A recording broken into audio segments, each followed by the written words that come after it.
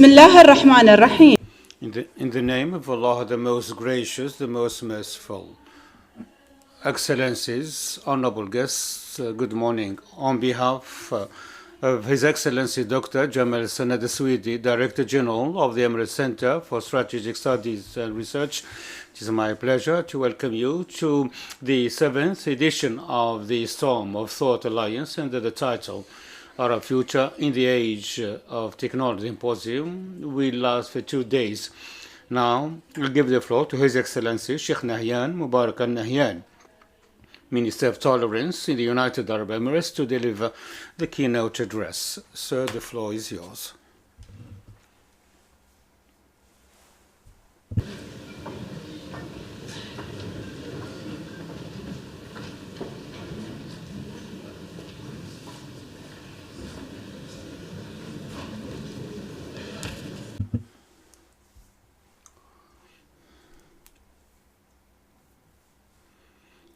In the name of Allah, the most gracious, the most merciful.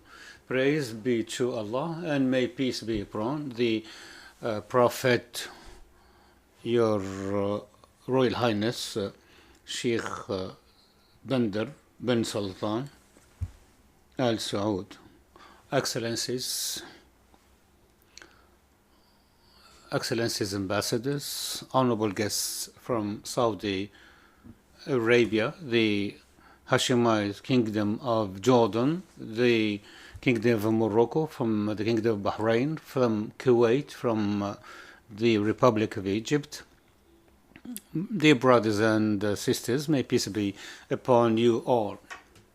It is my pleasure to greet you and welcome you warmly to this symposium. It is also my pleasure to be present in the 7th edition of the Storm of Thought Alliance, organized by the Emirates Center for Strategic Research and Studies, with the coordination of a group of centers in the Arab region. It is also my great pleasure to express my appreciation for this symposium as it gathers a throng of aliens. Please be seated, says His Excellency the Minister.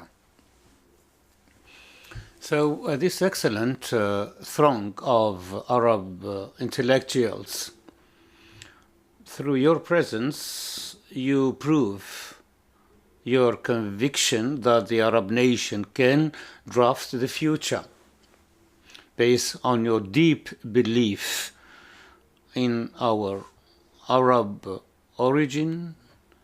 We, Arabs, are holders of a deep-rooted civilizations and clear ideas that can allow us to live in a positive way in any era, and definitely the era of technology, which is the topic of this symposium. The theme of this symposium, ladies and gentlemen, does really prove and confirm certain important concepts, namely the deep praise that the SSR proves. This is a leading center that follows the wise path set by its chairman, His Highness Sheikh Mohammed bin Zayed Al Nahyan, Crown Prince of Abu Dhabi, Deputy Supreme Commander of the UAE Armed Forces. We are very proud today to praise His Highness' vision with regard to the future of the Arab nation. His Highness really materialized the best values and concepts enshrined in the United Arab Emirates. This state that looks forward to the future, the people of the UAE, is closely linked to the leadership in love, belief and stability. This is a nation that is closely linked to the Arab nation, and it does play a pivotal role in the advancement of this nation. It is also an open-minded state towards the world. It does also play a central role in the progress and development of the Arab nation. The second concept and meaning is, which comes to my mind this morning and which I would like to discuss, is the importance to establish the pride in our Arab nation and prove our keenness, we, the sons and daughters of this Arab nation, to know the important challenges facing the march of the Arab nation. And we are also keen on using all the means and tools as well as initiatives that can support the capacities of the Arab nation in order to confront and face up to these challenges. We are very proud of our Arab origin, and we are really able to contribute effectively in the human march as a whole.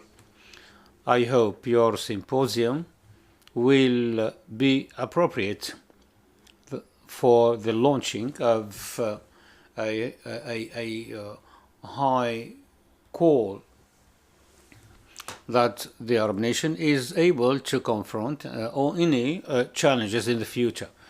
It is a nation that can really use its capabilities in order to achieve progress, prosperity, and security as well in the region and the world as a whole. I hope you will launch in this symposium, or you prove that we Arabs are very able to make achievements and compete in the age of technology. We go forward determined to provide an appropriate infrastructure that comprises an economic progress, an economic development, good education systems, and an effective framework that stimulates innovation, encourages creativity. It also encourages initiatives and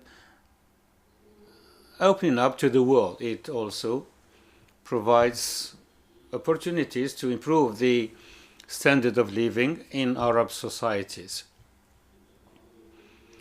In addition to the provision of job opportunities for citizens and the enrichment of lifestyles in the Arab region. We need also to prove the role we play in the economies of the world. Ladies and gentlemen, this symposium is much more important as it is being held in the United Arab Emirates in the year of Zayed, the late Father Sheikh Zayed bin Sultan Al Nahyan, the founder of the UAE. May his soul rest in peace. He was a historic and unique leader who was very confident in the future and the ability of UAE citizens as well as those of the whole Arab world in contributing effectively to the achievement of all goals and aspirations of the nation. The late Sheikh Zayed always used to prepare for the future. He was well known to be a wise man, a courageous man. He was wise as he knew the horizons of the future, and he was courageous also because he was ready to bring about the necessary change and adapt to the rapid world developments.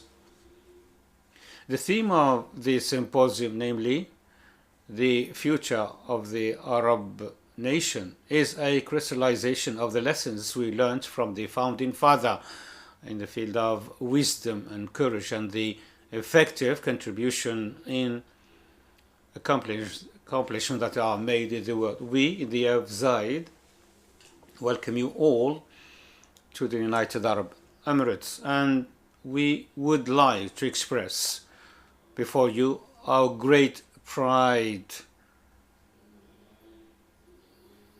as the leader and the founder will also remain amongst us, our late father, as he is the wise man of the Arabs. May Allah reward him on behalf of all of us, and may Allah guide all the builders of civilization. Thank God, after the passing of the founding father, that we have a wise leadership headed by His Highness Sheikh Khalifa bin Zayed Al Nahyan, the President of the United Arab State, along with his brother, His Highness Sheikh Mohammed bin Rashid Al Maktoum, UAE Vice President and Prime Minister and ruler of Dubai, and his brother, His Highness Sheikh Mohammed bin Zayed Al Nahyan, Crown Prince of Dubai and Deputy Commander of the UAE Armed Forces, alongside their brothers, members of the Supreme Council of the Federation, rulers of the UAE Emirates. We really are very fortunate as the leaders of this given century stress on their focus their efforts on achieving a prosperous future for the country, the region, and the world, in a way that keeps pace with all the development with regard to knowledge and technology, and it contributes in the development of international practices in all spheres. Within the framework of our great interest in the future in the UAE, ladies and gentlemen, I would like to salute your focus on the future of the Arab nation or the Arab world in the age of technology.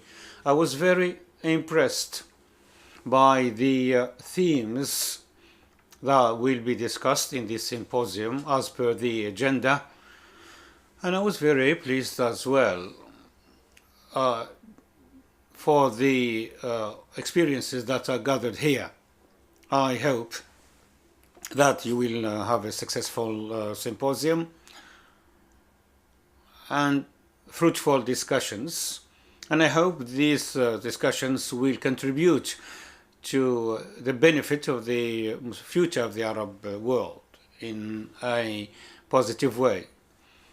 And if I have to take part in the discussions of the themes of the symposium, I would like to mention briefly some observations.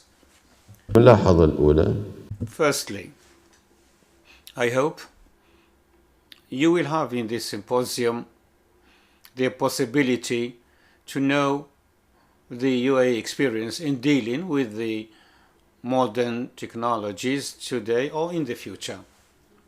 We, thank God, consider that innovation and initiatives are the way to achieve success in the future. We are a state that seeks to develop technologies, and it relies today and in the future, God willing, on these technologies and their smart applications in all fields. We are in a state that considers innovation, initiatives, and reliance on advanced technologies a clear crystallization of leadership and trust in ourselves, as well as our pride in our identity, and a state that bears responsibility with regard to the achievements of the future and want to be a leader in the world as a whole. We do have a developed infrastructure with regard to technologies. We use the best practices in the world, and we also contribute to the development of these practices. And we do provide national accomplishments that serve developments in the world. Thank God, we are living in a state that looks to the future with confidence and optimism.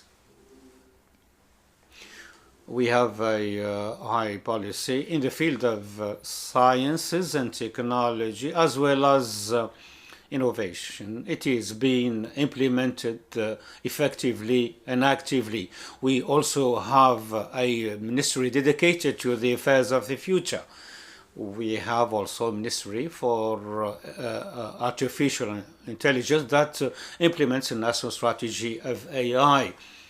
We have a advanced sciences ministry. We have a national authority for space, and we have also an environment in the UAE that brings together the leadership and the people in their keenness to be prepared for the future and meet its requirements, as well as preparing for the future based on our resolve. We have an education system that prepares our children to act positively with others in the future.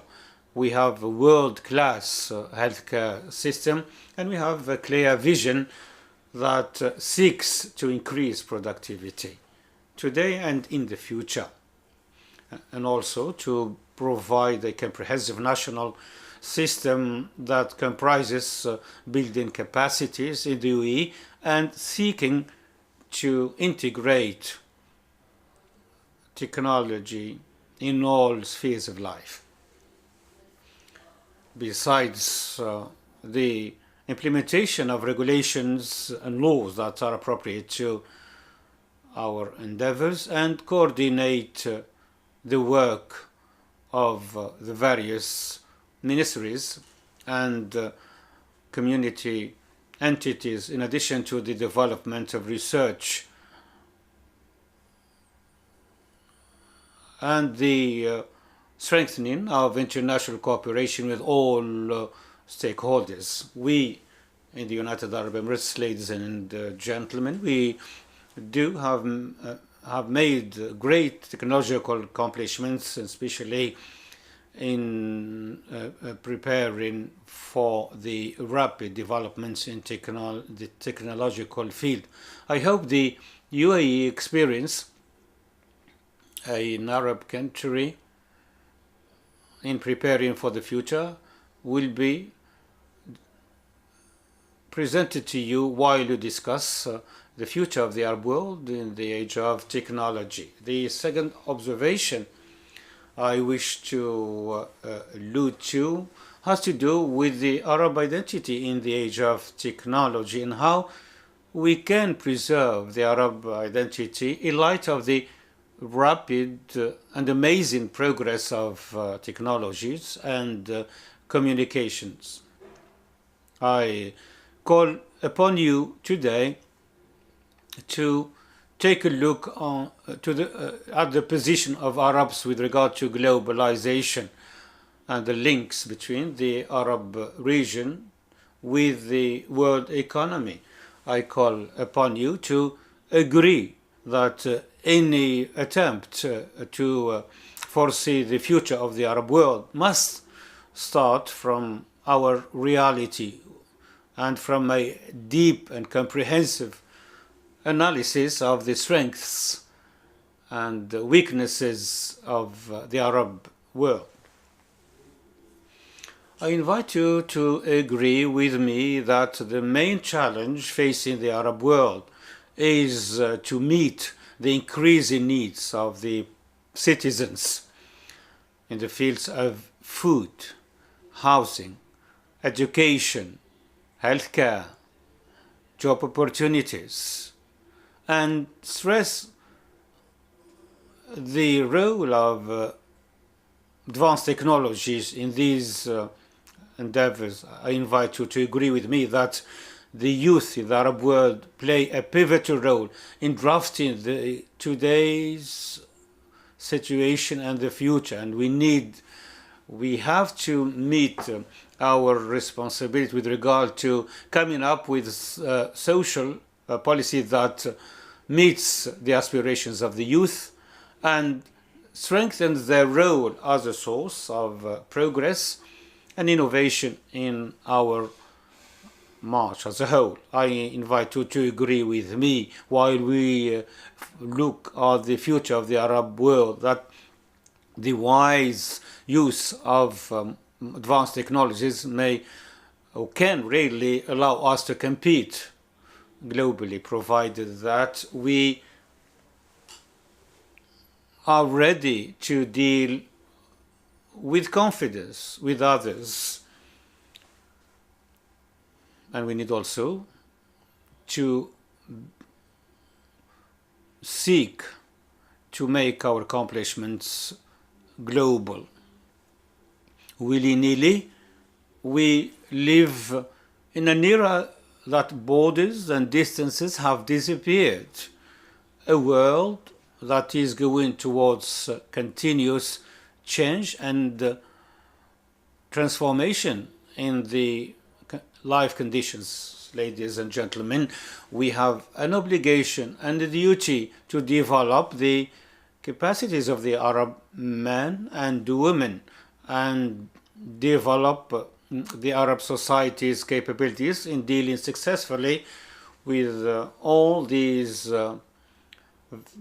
changes. And I can tell you today that I am very confident that the Arab world, thank God, is able to face all challenges without affecting its identity at all. We should have no worry as to the future of the Arab world, as it is a nation that can be given based on our history that is very rich.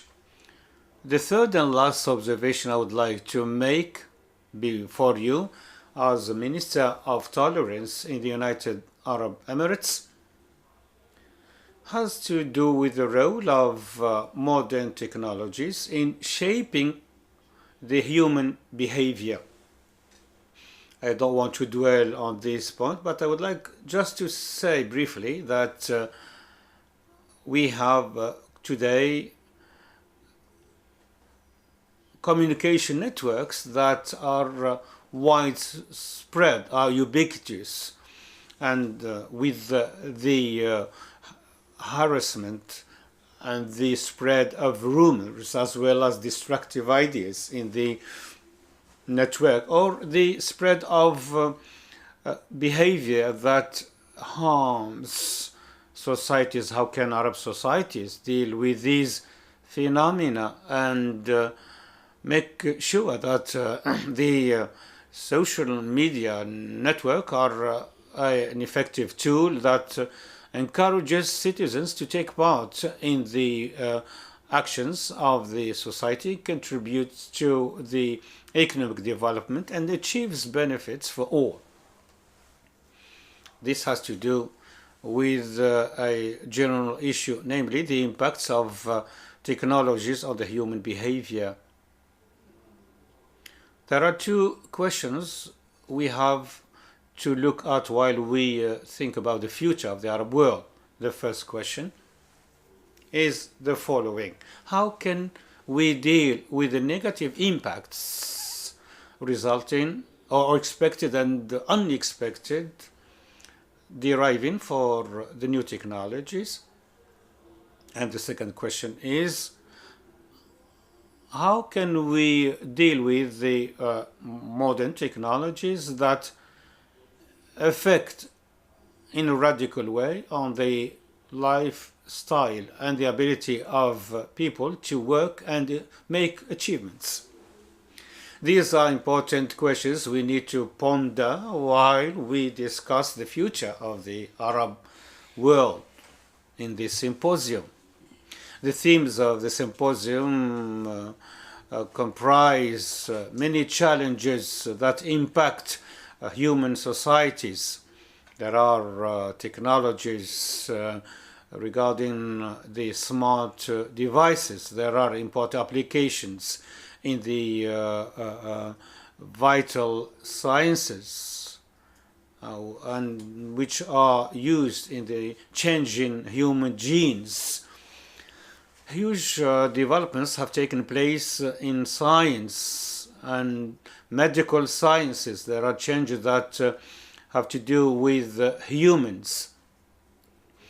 And there is also an astonishing development in transportation, in field of drones, in driverless cars. There are also the IoT, the Internet of Things, changes. There are the changes in the field of transportation. People now can work remotely, and this requires people to get ready for this era and be trained for this future, with the relation of such developments on unemployment of the young people. This has also to do with the quality of life. There are, of course, negative uses of technology to spread extremism and violence, in addition to the hacking threats and the causing disorder in vital systems which are vital for life, in addition to the developments of lethal weapons. This requires building capacities of Arab communities to face these challenges, while we strive to avoid conflicts and solve differences and spread tolerance in our community and the world as a whole. The Ministry of Tolerance in the UAE plays a major role in spreading the values of tolerance and peaceful coexistence in the society. We have an important project about the use of technology today, in the future, to allow all individuals to have a good quality life based on tolerance, peace, and good behavior. We are very keen on avoiding the negative impacts of the new technologies as much as we can. We are very committed to the successful use of technology in order to shape awareness and behavior, while sticking to the values of integrity, transparency, objectivity, and the positive participation of all in our efforts. In conclusion, I would like to greet you and thank you for coming, and I praise your stress on the necessity to build the Arab capacities in the field of technology in the future, and which will lead to radical changes in the march of humanity. Please forgive me for taking much of your time, and I wish you a successful symposium. I pray to Allah Almighty to make this symposium a successful one, and for discussions to be fruitful as they will focus on the Arab world and the future and what it requires in order to reach this goal. I would like to thank you once again. May peace be upon you all, and thank you very much indeed.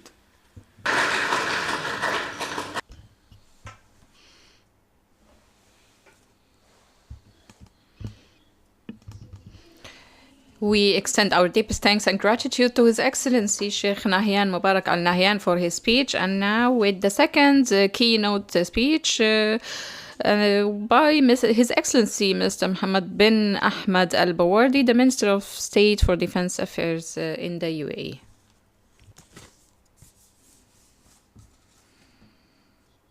In the name of God, most merciful, most compassionate.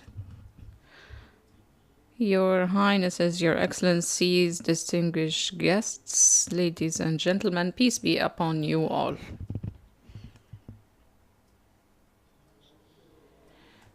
On the global scene, we see countries that are making changes and that are leading the advancement path, and other countries who are trying to cope and advance, and countries who lagged behind and were not able to advance consequently, regardless of the reasons, regardless of the conditions that led to that. All countries in the future will be obliged to cope with the change and to cope with the changes of this era if they wanted to have an outstanding position and to survive. Here we see the dire need in our Arab nation to take the initiative and to lead and to take the necessary steps with determination and persistence in order to cope with advanced technologies and the changes of our era in all domains.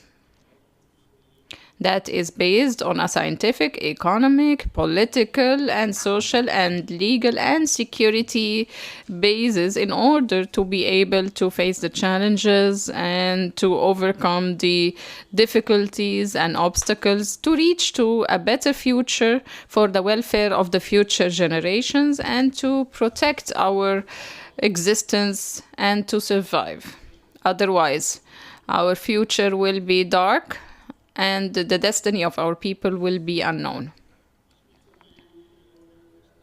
Allow me first and foremost to tell you about the nature of the changes and the nature of our era in order to agree on the importance of working as one hand in order to achieve and realize our goals and of course, the ultimate objective, which is to have a prosperous and safe future.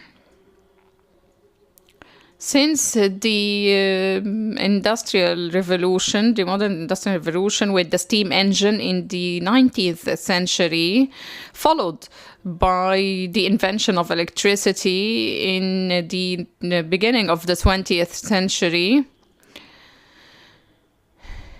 we were in front of two main inventions that acted as the main drive forces that led to this modern era.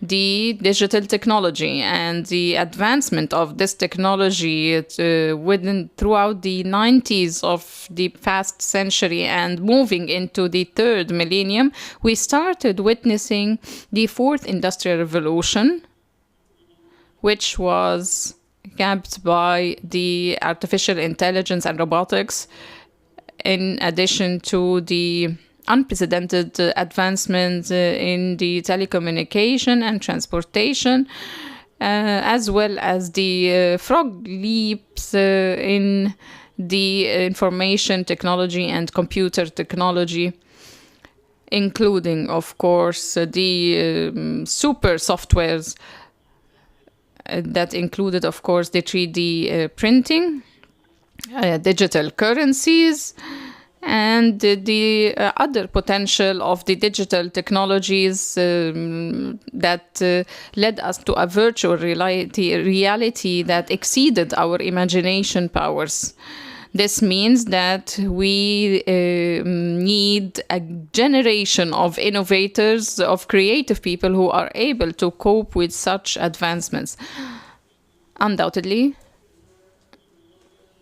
the modern technology and this contemporary era is having a direct and deep effect on the nature of life that we are used to and all the details of our lives. It includes all domains of life, including engineering, infrastructure of countries, roads, bridges, buildings, airports, and ports, as well as the impact of digital technology on the qualitative changes of all the heavy and light industries and the use of robotics, as well as the deep impact it has on the scientific research methodologies and technologies, and of course the impact on the medicine, the journalism, the educational sectors, and on security, military, and defense sectors, as well as managing wars, and of course to invade space. Today, managing all the core facilities and utilities of the country are done through computers and electronic softwares that of ultimate speed that are connected through networks, integrated networks that are known as the Internet of Things, and is similar to the neurosystem of the human being. These electronic networks that are integrated are internal and external in countries, which is known by the electronic space. This advancement has a performance of managing the main utilities and facilities of the people of those countries, and took those people to the artificial intelligence and robotics era, and realized the contemporary civilization that we are in living. Despite of the huge benefits that industrial countries are reaping out of those digital advancements and technologies to drive the wheel of life, however, the electronic space is now a main target to the enemies and to the to anyone with evil intentions, which means that, as we all know, there are so many attempts by the internet pirates and hackers to have cyber attacks that could, of course, reach to millions of attack attempts daily, knowing that the Abu Dhabi as an emirate was subject to 23 million cyber attacks in 2017. Those attempts on all different networks are with the aim of causing damages and sabotaging those information on those databases and networks. The worst case scenario is to stop the work of the core facilities and networks, which means that we are facing electronic wars instead of the conventional wars that we were used to without any human losses. With the difficulty, of course, of identifying the attackers and their locations, which requires having a special kind of defense force to work on protecting the electronic space, knowing that the number of specialized armies in electronic wars are increasing year after year. Many challenges and other difficulties are present, and those accompany the advancement of technologies and digital technologies in the future, impacting, of course, the human beings' lives, daily lives, and reiterating the importance of our ability to cope with the new demands of this era, knowing that many are struggling to adapt and struggling to adapt to those new ways of doing things in a different way than they are accustomed to. Moreover, the artificial intelligence and robotics have changed the way we do business and changed a lot of specializations, which means that we are in front of a dire need to adjust our systems and to amend our laws in a way that becomes in line with those smart and intelligent machinery. Ladies and gentlemen, we are moving towards the future, and perhaps we will witness, of course, an industrial revolution of a special type, and however, changes are accelerating in all domains of life, and human beings as a whole will have to cope with those changes regardless of the challenges and the circumstances. Here in the United Arab Emirates, we were able, praise be to God, and praise be to the wise leadership, of course, that we have to cope with the advancements and with the changes that are happening. And we have established the Fourth Industrial Revolution Council, and are working currently on setting the plans of the future in order to be one of the countries that make change and one of the countries that drive the development wheel.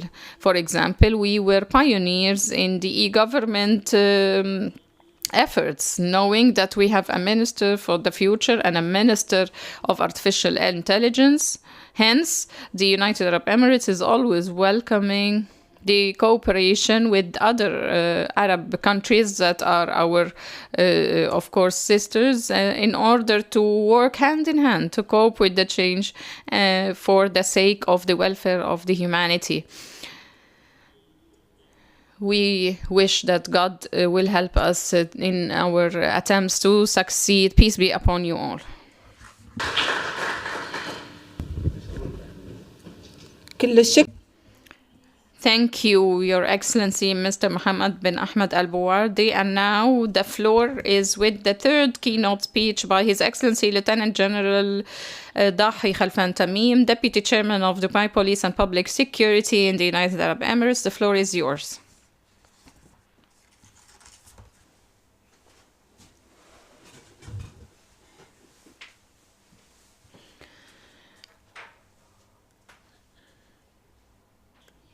In the name of God, praise be to God. Prayers be upon our Prophet and his last companions.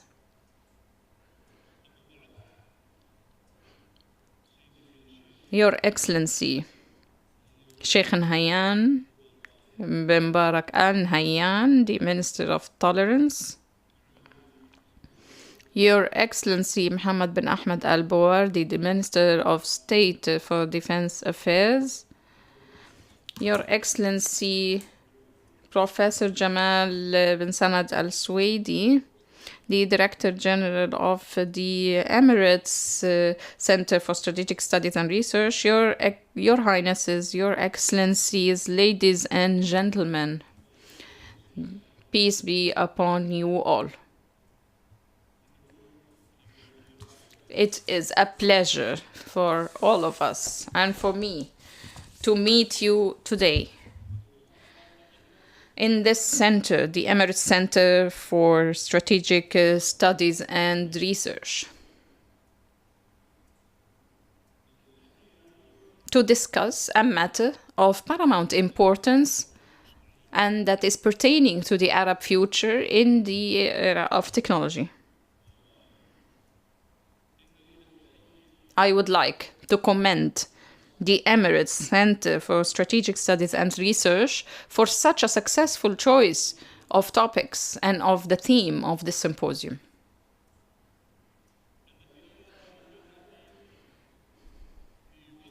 I perceive that this is the time to reconsider matters and to put the headlines of what we need to achieve in the future in such an era where nations are racing towards artificial intelligence applications in all domains. And it would be unfortunate to say that the Arab nations and the Arab world are being taken by a storm of political incidents, by the unfortunate and the dark so-called Arab Spring, which destroyed humanity, destroyed countries, and took us back to the past decades. As the theme of this symposium is the Arab future in the era of technology, so I see the following. In the near future,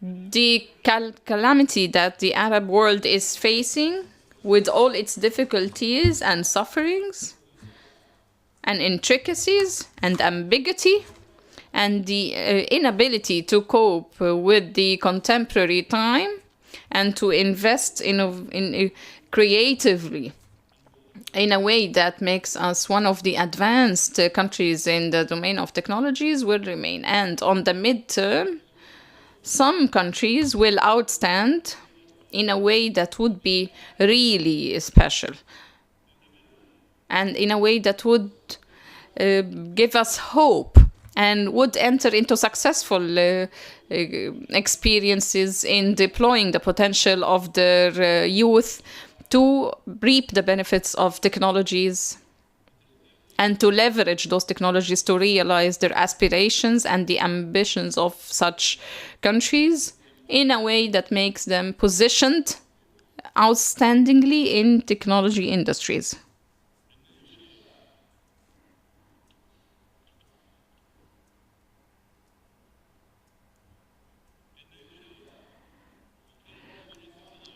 The Emirates Space Agency and the insistence of the leadership of the United Arab Emirates to send the hope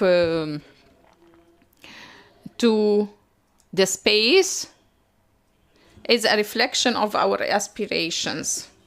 And to have satellites made by the hands of our Emirati nationals means that the United Arab Emirates, as usual, is of course taking serious steps towards the realization of its dreams. Ladies and gentlemen, technology in this time requires that we take cautious steps, because on the midterm, and as I perceive, and as I have mentioned, we had intricacies. However, in the future, in the 20 coming years, I perceive that some countries like the United Arab Emirates and the Kingdom of Saudi Arabia and the Republic of Egypt, and perhaps some other North African countries who are taking actually leaps towards the future will, after 20 years, have a special position on the scene of technological advancements and industries. If we really set wise plans and enable our youth and the young generations by the right way, we will be able to achieve this. Ladies and gentlemen, if we don't make available the innovation incubators, and if we don't leverage intelligence experiments and tests in order, or IQ tests in order to pinpoint our geniuses and the wealth of human capital that we have, and if we don't have a clear future of the clear vision of the future, we will not be able to achieve that. That's why I said that the United Arab Emirates, the Kingdom of Saudi Arabia, and Egypt have had wise strategic plans and announced their plans for the many coming years. And those three countries, honestly speaking, were able to convince us as researchers and as academics in this domain, convinced us that they will be in the coming 20 years outstanding and lucky in this technological era. If in the near future we don't have hope, and if on the midterm we will see some countries excelling more than others and having such a position that will attract the eyes of the world and that will, of course, give hope, those three countries in the coming 20 years, and in addition, of course, to other countries that may surprise us by having a niche in the coming 20 years. A lot of evidences are present. The United Arab Emirates realized this fact since they set strategic plans for the country. In the past, we worked on the annual budgets and the annual plans. And once the government took that leap towards setting long-term strategic plans, we started reaping the fruits of that. The satellite that has been manufactured by the hands of our Emirati nationals is something that is worth stopping at.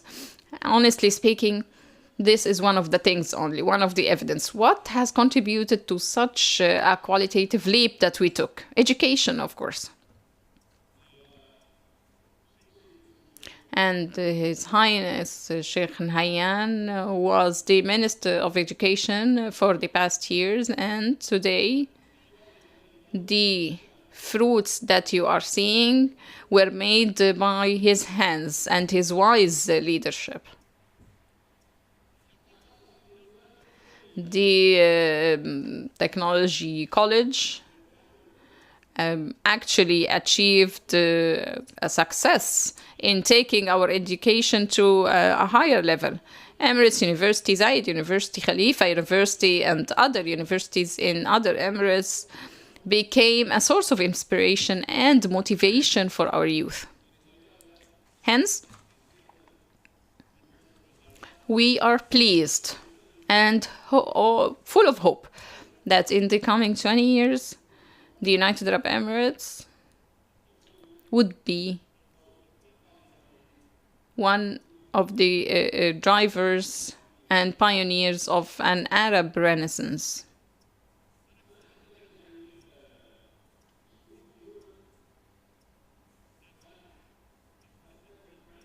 I would like to seize this opportunity to speak about a certain fact. His Highness Sheikh Mohammed bin Rashid said that we have to pay attention to the wealth of minds that we have in order to have a wealth when our oil fields would deplete. His Highness Sheikh Mohammed bin Zayed referred to a fact that, honestly speaking, made me stop and think about. Thinking of the 50 coming years makes you really admire such a man. What did he say? He said the following: we have to do the following. After 50 years, we will celebrate the export of the last oil barrel. So, if we invest today wisely in education, I bet you, he bets, that we will celebrate that moment of exporting the last oil barrel, and we will not have the least sadness about. Such a man with such a vision, who is planning today to 50 coming years, is undoubtedly something to admire in our leadership with such a long-term vision. In another incident, he said that investing in the youth and working in enabling the youth and enhancing their potential is a vision of His Highness Sheikh Mohammed bin Zayed, which makes me bet that the strategic implementation of plans of the future of the United Arab Emirates will be deep-rooted, wisely studied, and aimed at high ends to realize the aspirations of our nation and of our people. I hope to see a roadmap drawn for our generations of the geniuses, the intelligent, and those who actually pass the IQ tests with high grades and that prove their high intelligence, and to have clear goals to achieve, as has been done in other countries. For example, I mentioned here Japan. Japan planned to be the first in the world in the coming 10 years in fabric industries and manufacturing, and the following 10 years to be the first in the world in manufacturing cars and then electronics, and they achieved those objectives. So if we plan for a strategic goal to achieve in the coming 10 years, instead of scattering our efforts in all different domains, we should focus on one specific goal that could have a great impact and a great echo in the world. I'm all hope that the shaping of the future of the United Arab Emirates and of the Arab world will be aimed at high ends. This requires that we as Arabs should look at the experience of other countries in technology. This is of paramount importance, after which we need to build partnerships in order to exchange expertise and knowledge in the domain of artificial intelligence and artificial programming and the heavy advanced industries. Otherwise, we will not reach to our destination. We need to have cooperation standards that are based on mutual interests instead of emotions, and on performance indicators. Otherwise, we will not achieve anything that would be noteworthy. Without further ado, the bottom line is that, ladies and gentlemen, if we can, in this Arab world, if we can, as Arab countries, to have associations or pioneers who are strategic planners, who are enabled to set high aims and aspirations that would pave the way for us to enter into the modern technology and advanced technologies era, and that would put the programs that support us in achieving those goals, we will have an honorable future that would be source of pride. That's why I would like to conclude by saying that in so many conferences, we heard the phrase that we need to pay attention to scientific research. However, we are still not paying enough attention to scientific research in many of the Arab countries. I, as the chairman of the Nation Fund that has been established by the United Arab Emirates to support the advancement of the Emirati business people, and His Highness Sheikh Mohammed bin Zayed, when they told him, we as investors and merchants, we would like to repay our nation in a way that we see as a duty. We want to donate money to our beloved nation. We need to have a fund for our nation. Today, the Nation Fund is proud to be supported in an outstanding way by the business people and businessmen. Because if we don't have solidarity and cooperation between the private and the public sector, the government will not be able, in isolation, to be productive. On the other hand, when we see such solidarity between the business people, business community, and the people and the leadership, we will realize the future. Thank you very much.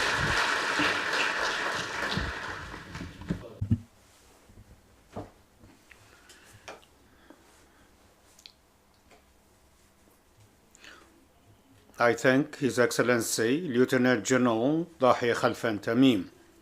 And now I give the floor to His Excellency Professor Jamal Sanad Suwidi, Director General of the ESSR, for the welcoming remarks that will be presented by Mrs.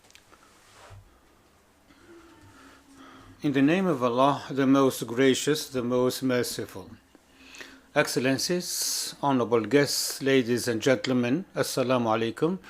Good morning to all of you. It is my pleasure and I am honored to welcome you to the ESSR headquarters, and I would like to thank you for accepting our invitation to take part in the 7th edition of the Storm of Thought Alliance under the title The Future of the Arab World in the Age of Technology. This symposium discusses the rapid impacts of technology on the various aspects of life. These impacts draw the attention of study and research centers and governments, decision makers as well. No doubt that this unprecedented development resulting from the fourth industrial revolution in various fields makes it compulsory for us to foresee the future of the Arab world and prepare the necessary plans for that.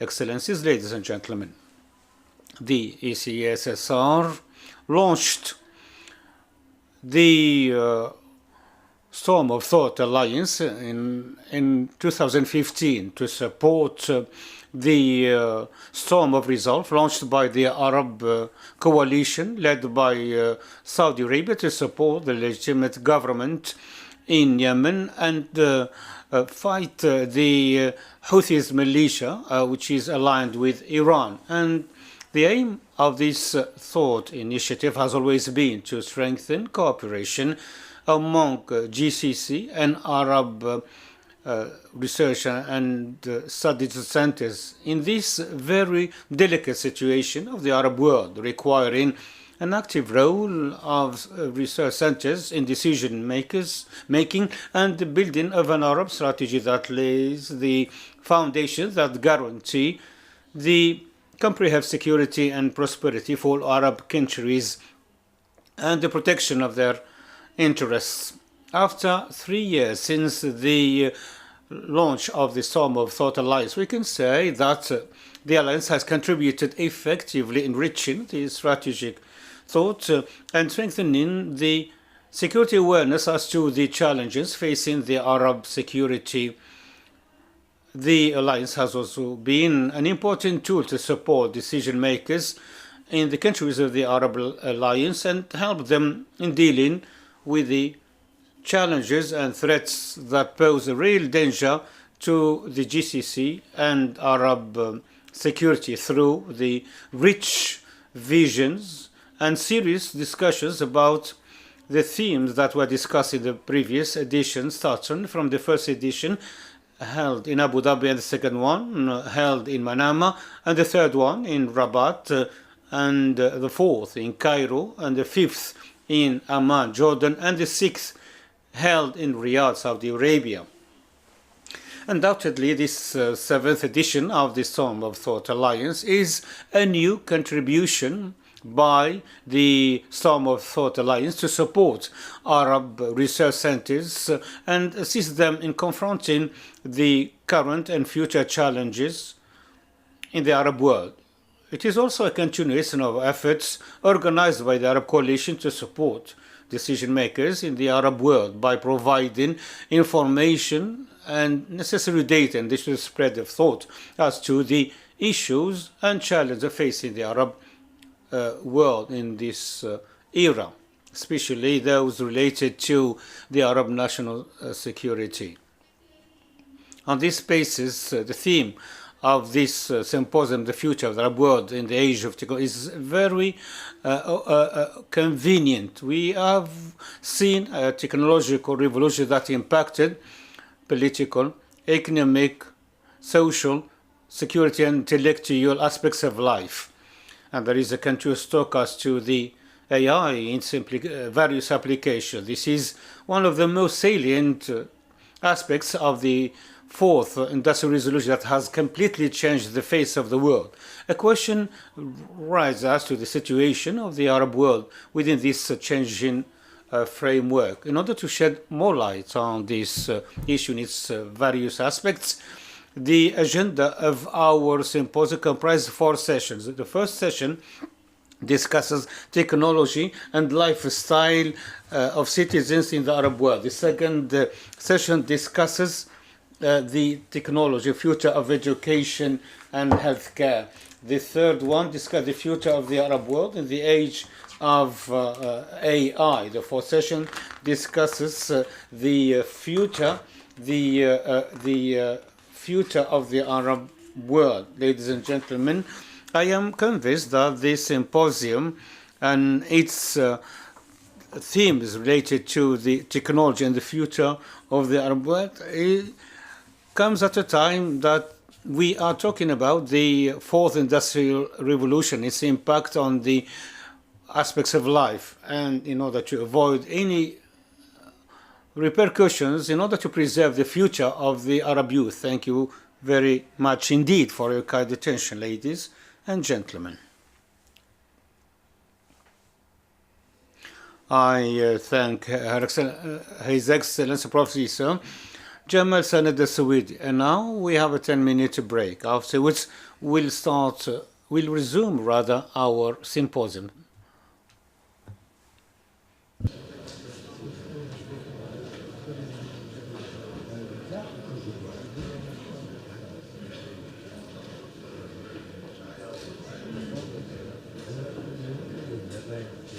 With the first panel entitled Technology, Lifestyle of Cities in the Arab World. This session is chaired by Dr. Sultan Mohammed Al-Nuaimi, academic and researcher from the UAE. The floor is yours, sir. In the name of Allah, the most gracious, the most merciful, may peace be upon the Prophet. Your Highnesses, Your Excellencies, ladies and gentlemen, Assalamu alaikum. Good morning to all of you. Allow me at the outset to express my sincere thanks and appreciation to the ECSSR and to His Excellency Professor Jamal Sanad al-Suwaidi and the ECSSR for this excellent symposium. This Storm of Thought Alliance is in its 7th edition, and I hope this will be a successful symposium that will assist decision makers.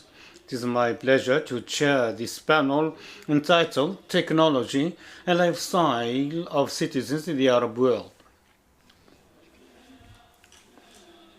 When we take a look at technology,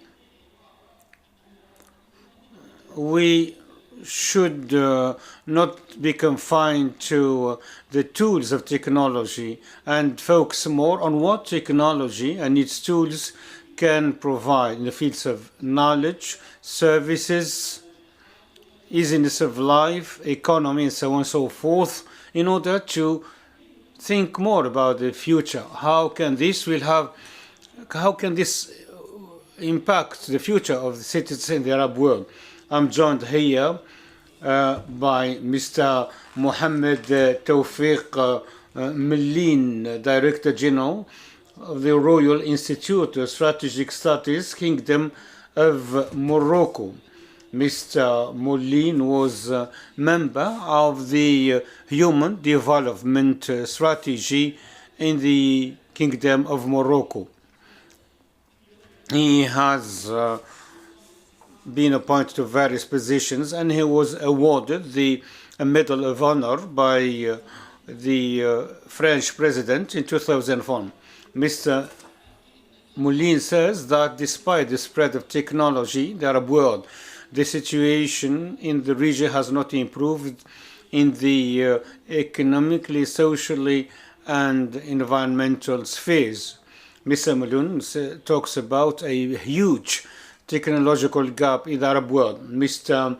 Mohammed, your talk is so attractive, and which makes us raise many questions. We will use technology in a convenient way in this panel, and each panelist will be given 10 minutes to make his presentation. Mr. Moulin, please, the floor is yours. Please take the floor. Thank you very much.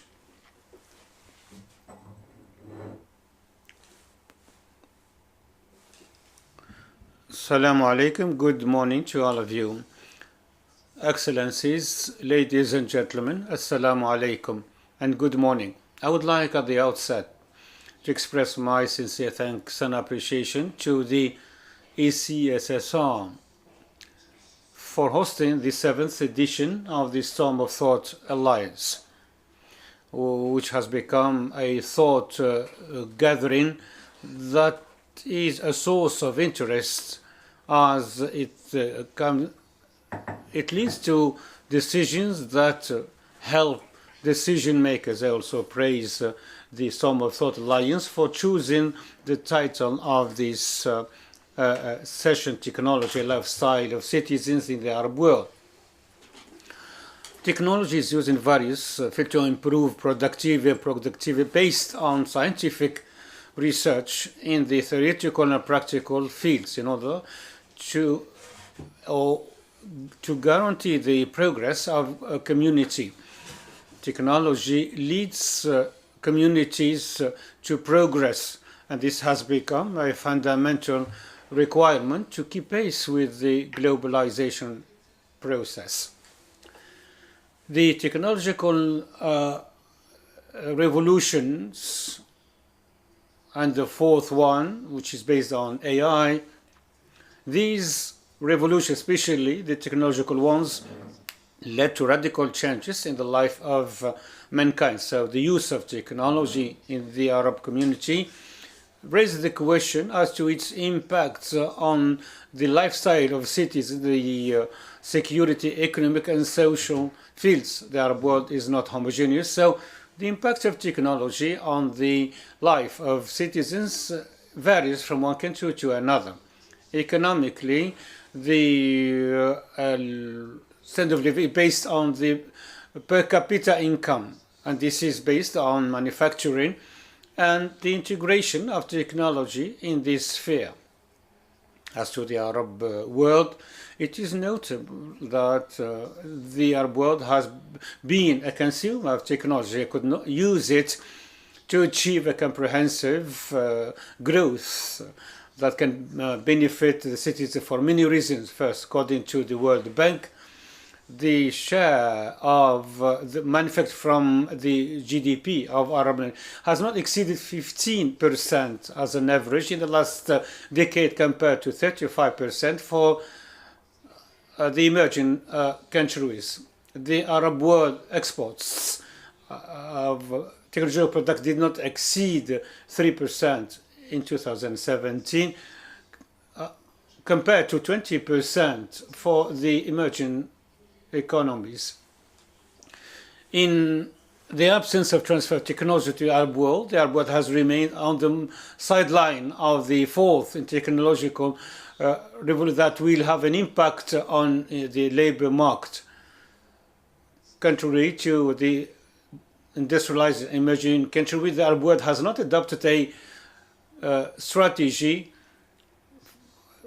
regarding the fourth industrial revolution based on AI. The non-application of a convenient policy in the Arab countries leads to more or to a bigger gap between the Arab world and the industrialized and emerging countries in the fields of ICT, with the impact that results on the management of the Arab world. In the field of education and scientific research, there are some indicators that are quite clear. According to UNESCO, illiteracy in the Arab world is about 27% of the population compared to 16% as the world average.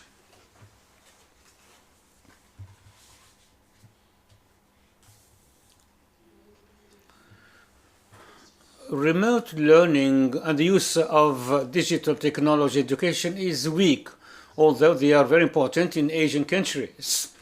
In the Arab world, the graduates of higher education in the field of engineering and manufacturing represent only 13% compared to 22% for emerging countries, and the number of engineers does not exceed 4 for every 10,000 inhabitants in 2070, compared to 6 engineers for every 10,000 for emerging countries. As to the scientific research expenses, they do not exceed 1% of the GDP in Arab countries compared to 3% in the emerging countries. This leads to the following question. Will the Arab world have a scientific elite in the future that can support an economic growth and improve the standard of living of citizens? On the security level, important financial resources were allocated to the security field. Modern tools were used, such as the scientific police that use advanced technological tools to preserve the security of the citizens. The cyber security indicator shows that Arab countries are in good position as to avoid cyber threats and confront cyber crimes. We can mention, as a matter of fact, the Republic of Egypt, the Sultanate of Oman, the United Arab Emirates, the Kingdom of Saudi Arabia, in addition to the Kingdom of Morocco. Despite these efforts, the effectiveness of the security bodies have not achieved their goals because of the lack of cooperation in the security field among Arab countries. And now I move to the recommendations, and I will skip the environment aspects, so I have only 2 minutes left. Recommendations. The technological gap that is increasing rapidly between the Arab world and advanced countries requires to seek solutions and proposals to reduce this gap, and we recommend that the Arab world must firstly adopt a new growth model that can achieve a comprehensive and sustainable growth based on the strengthening of the manufacturing sector and the inclusion of the 4.0 model. It should not adopt the same growth models that exist in the Western world. We need also the Arab world needs to base its efforts on the digital requirements and AI. This will lead to the preservation of the sovereignty of Arab countries. The human factor has to be qualified, and there should be specialists in science and technology in order to keep pace with the fourth industrial revolution There should be also high or senior engineers that can come up with the solutions for citizens' problems, especially the youth, in order to face the future challenges. Scientific research has to be developed to reach the level of the emerging countries. Arab countries have to adopt a comprehensive approach. The scientific research has to be developed, and a stress has to be put on innovation to meet the needs of the Arab citizens. The Arab world has to adopt ecosystems comprising education, scientific research centers, in addition to the private sector. The development of the scientific research will definitely contribute to reduce the brain drain and the attraction of foreign expertise. Arab rating institutions have to be established in order to rate research centers in the Arab world as per global norms. The technology has to be used to combat extremism and terrorism. The personal information have to be preserved to secure the rights of citizens. I need half a minute, if I may. A unified approach had to be adopted in the Arab world to confront the climate change challenges. The Arab world is not in a position to confront the climate change challenges. Because of the repercussions of the climate change on the Arab world has to adopt a unified position globally and provide qualified specialists in this field in order to benefit from the rapid technological developments like biotechnology in a rational way that is in line with Islamic norms and human norms. We need to also to strengthen relations with the advanced and emerging countries in fields that benefit Arab citizens. I thank you very much indeed for your kind attention. Thank you, Mr. Moulin, for your presentation, and you will be given 5 more minutes during discussion to respond to the question. His Excellency Lieutenant General Dahi Khalfan Tamim spoke in his presentation about minds that are in position to develop their world. And you said that scientific research only benefit from 1% of the GDP of Arab countries. Mr. Moulin, I may ask you a question later on, and which is, how can we compare Arab countries and similar countries in other parts of the world, such as Morocco and other countries? So which countries that can be viewed as models for Arab countries? And now I give the floor to Dr. Ammar Ali Hassan, who has written a lot of novels and books in the political science. Dr. Ammar, as an expert in social politics, he may focus on the technology impact on the social and political fields. Some view negative and others positive impacts. So I'll give you 10 minutes to make your presentation, Doctor. Thank you. I thank you very much indeed. I thank you, ACSR, and I thank His Excellency Professor Jamal Sanad Asawidi. I was supposed to be given 15 minutes, but now I'm told I have only 10 minutes to make my presentation. Therefore, I will delve directly into the main points. The first question about the impact of technology on the community. I divide the answer to this question into various points.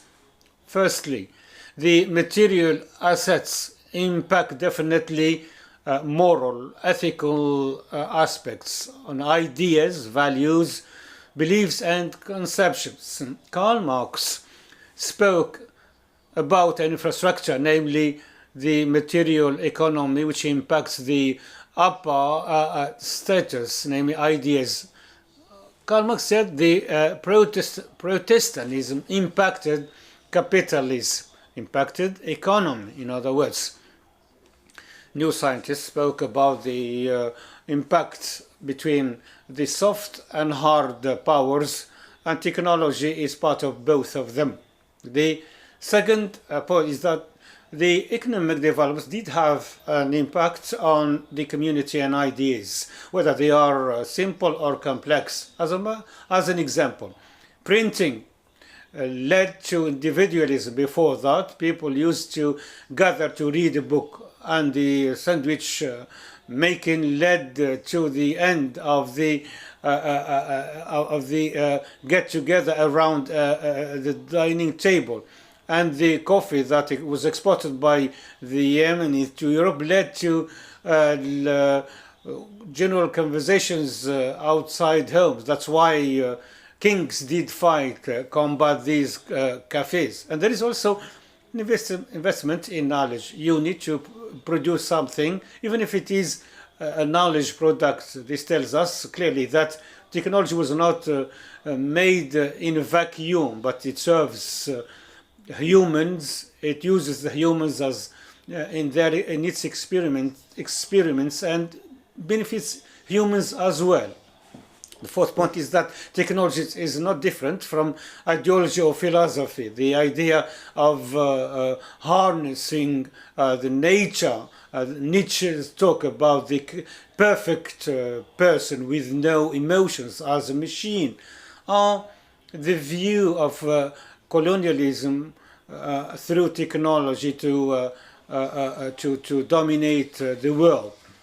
And there is talk about the handicaps of technology, the brain drain. And statistics have shown that over half of the inventions in the 20th century were made by individuals who did not belong to establishment. This world allows us to move products, but not to transfer knowledge. The multinationals hinder manufacturing because they benefit from trade. The contemporary Arab, do they have a relation to technology? There are indicators such as the business indicator, the person's indicator, and the government's indicator. Within each indicator, there is a set of tributaries and handicaps, and many studies that focus on that show that the UAE had set 100% ratio for all of these indicators, and it said 77%, Egypt 55, the USA 78, Turkey 67, Iran 47, Israel 76, and Djibouti 32%, which is the least casual. The average between 77, 52, and 33 compared to the US, compared to these indicators. We may not find Arabs too far from technology, but there are many problems. The first one being that we consume technology, we don't make it. And the second problem is that we don't invest enough on scientific research in our countries. And the third problem is that sometimes we really link the technological development to the political situation, and regimes may make compromises in this field to preserve their future. Fourthly, there is a lack of philosophy or real thought project in the Arab world today. Therefore, the technological advancement without a thought project is a work in the vacuum. We need to have a thought project to tell us what we need from technology, what we will reap from technology, and what are the impacts of technology on our social life. What impacts other societies does impact us, and the Arab community is not homogeneous politically or economically. Furthermore, the Arab community currently wants to get technology based on the fact that the majority in the Arab world are the youth who are more versed into technology. However, how does this technology impact us positively or negatively? Positively, it has made life easier in the Arab world. It is easy now to deal with government bodies and combat the red tape, dealing with banks, getting information, and also getting in touch with people. Now the world has become a small village and then a small room, and now it is a small chair. I think it has allowed us to know more about other cultures and peoples. It has helped our economy. We are talking about the knowledge economy, the information society. It has impacted the medical field, education. Education has become very modern now. It has also changed ideas through the emancipation technology. Liberating minds and motivating people to participate through the different technological platforms and knowing the patterns of life and of existence of the people of other nations in order to keep seeking the improvement of the standards of lives. What about the negative or the cons of technology? First of all, the human being became a very high consumer. Consumerism is now dominating, and interacting remotely became also prevalent, much more than interacting with people in physical. So people are now communicating with their friends across the borders instead of communicating with the friends who are a few meters away. Is the technology and being submerged by technology, did it lead to different psychological diseases, depression, sadness, and addiction, of course, and insomnia that some suffer of? The fourth con is to seek perfection. Technology imposes on us losing track of the reality in order to try to get the luxurious commodities that we thought as a luxury and try to get it as a necessity. Perspectives have changed and the human being became a computer or a calculator. And of course, the machinery a way of doing things transformed human being to a functional creature instead of a real human being.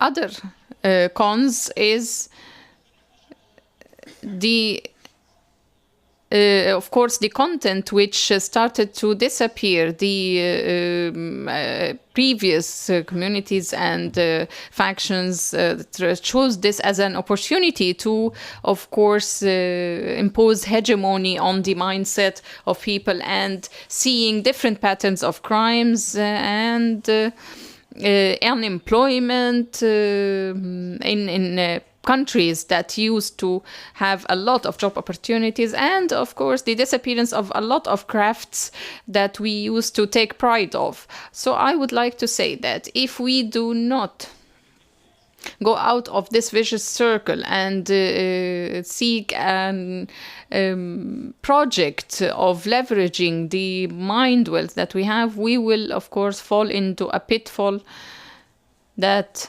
says we have, of course, pretended to be civilized while our spirit is ignorant. And I quote here a verse of a poem by Nizar Qabbani. Thank you very much, Doctor.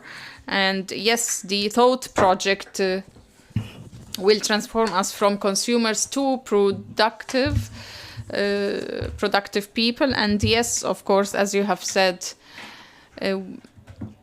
it is better to come back to track instead of being isolated away of the reality of life. Mr. Moulin, you compared Morocco to 25 other countries in regards to technology. Where do you see Morocco on common grounds with other countries?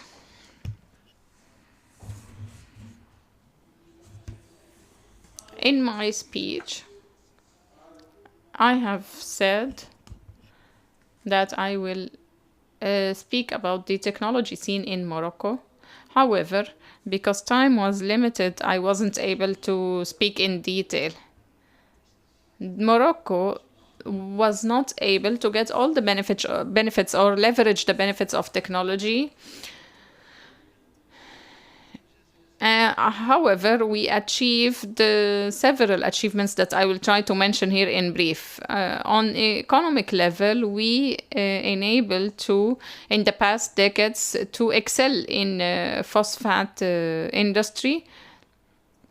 And we used to import it. Now we manufacture it and we are self-sufficient of it. And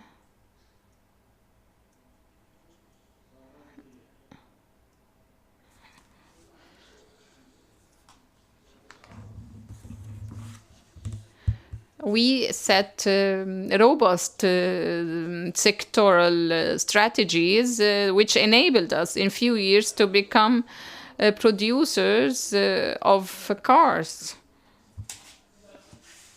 650,000 cars are manufactured in Morocco, and in 2020 we will manufacture 1 million cars annually in Tanja. The aviation as well was not present as a sector in Morocco. Now we have a cooperation between a local and a foreign aviation companies, and in 2020 we will have 200 foreign aviation companies in the aviation sector. So we now have sectoral strategies in order to improve the national production and to enhance our exports of commodities. So we now export phosphate and its derivatives.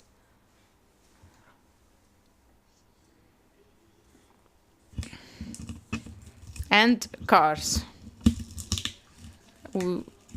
This, of course, contributed to creating job opportunities and to achieve the development that we seek. In engineering, we have a world-class engineering specialization. And, of course, to have world-class universities and institutes in the south. And we have now partnerships between the public and the private sector and the international sectors as well. On the security level, the Moroccan people now feel safer and have more trust now in the defense forces and security forces and the terrorism combat and the police forces, along with the technology and the scientific advancement, gained an international credibility as they, of course, also we were able to excel in reducing these carbon dioxide emissions. We have a lot of achievements. This means that, of course, you have gained the benefit of exchanging experience with other countries, artificial intelligence, planning for the next 50 years. Are we coping or moving along other countries or leading? Because when you leverage the technology and the technology experience of other countries, this is different than leading the way. The floor is open now. Please ask direct questions because time is limited.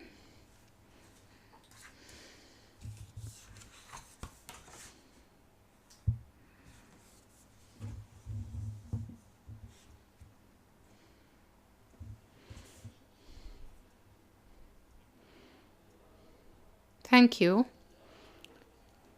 I, as an Arab citizen and as a follower of the Arab thought,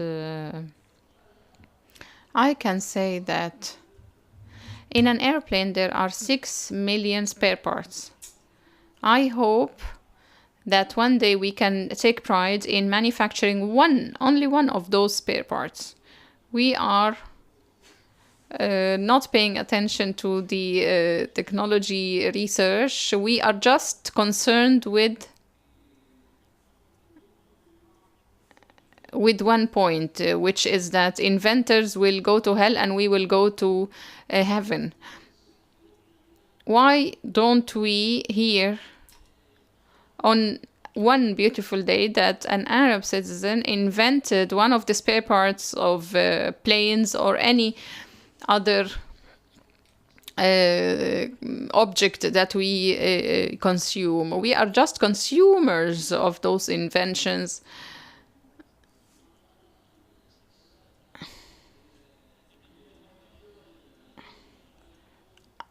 Is the reason is that we are not investing enough in research?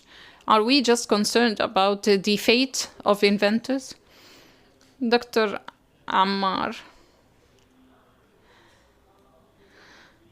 So we have a thought model here in order to take the technology to a higher level. Another question. Thank you. Thank you, Doctor, for such an analysis and such a presentation. I have a few questions. First of all, when technology in the Arab world changes into a monster, especially on the political scene, elections are being faked and fraud is taking place now because of technology.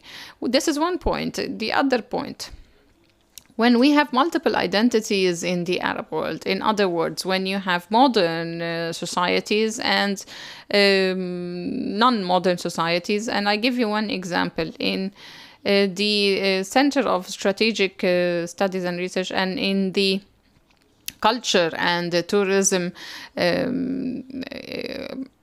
Ministry in Abu Dhabi, the specifications are up to the international standard and they are even applying the technologies to the best. However, it is aimed at the Arab reader and not only the local market. So the specifications of the Arab reader in Egypt, Sudan, or any other countries, they will not be able to read this book because it is worth their income for several months. So can we, I'm noticing that we always speak about the future. Beautiful discussions. However, we are trying to elope from the reality and the real grounds. Can't we be partners in the future as well as in the present?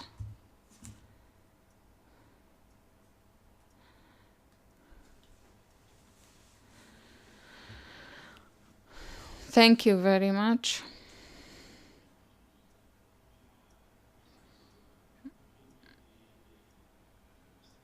One point, the consumption and the production of technology, as Dr. Ammar has mentioned. Honestly, the matter here is to have the will. Today, technology and the production of technology became very simple. You don't need the huge resources, human resources, nor the vast spaces that you needed for heavy industries and those huge plants. One hole of the size of this hole could be used to manufacture 100,000 chips easily.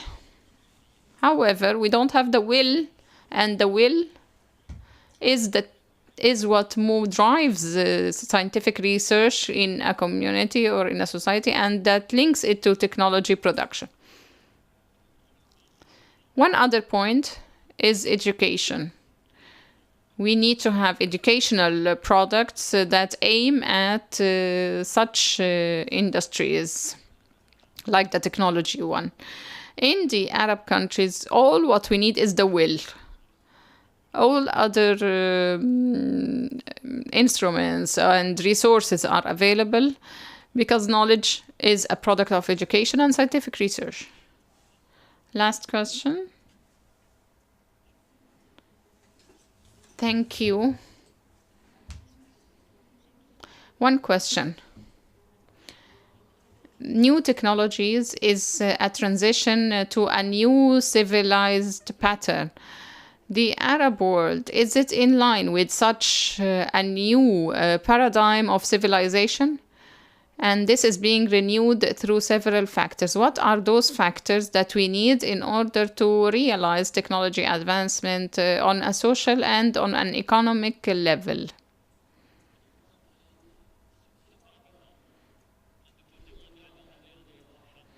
Dr. Jamal is looking sharply at me, so I will give him the floor to ask a question.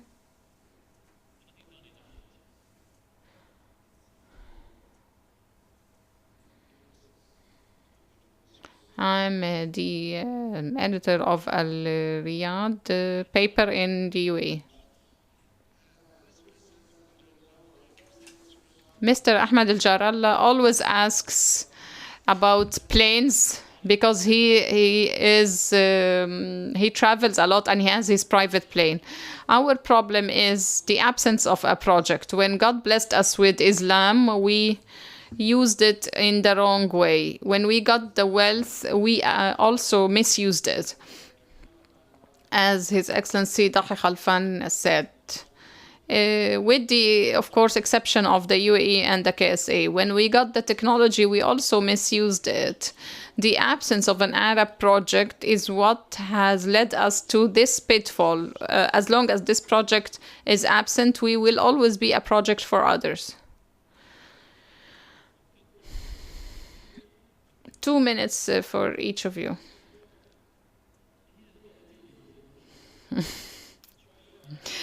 He already got more time than me.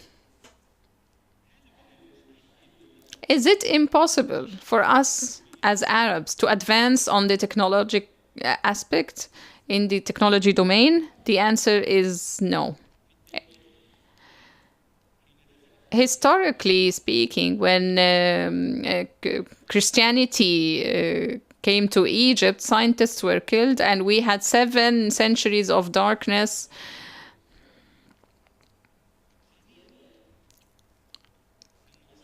Second of all, the biological concept of thinking, those who say that the persistence, the intelligence, and the will are in a certain human species, this is wrong, as has been proved scientifically. We need the keys, which are wisdom, awareness, experience, and will. All those keys will not be available except in a project, the Arab project. It's a project that is a project of deep-rooted security, and the interests of authorities, and a lot of struggles and clashes, looking back to the past, not to the future. I'll give you an example. One of the Arab countries had a certain regional issue, and that regional issue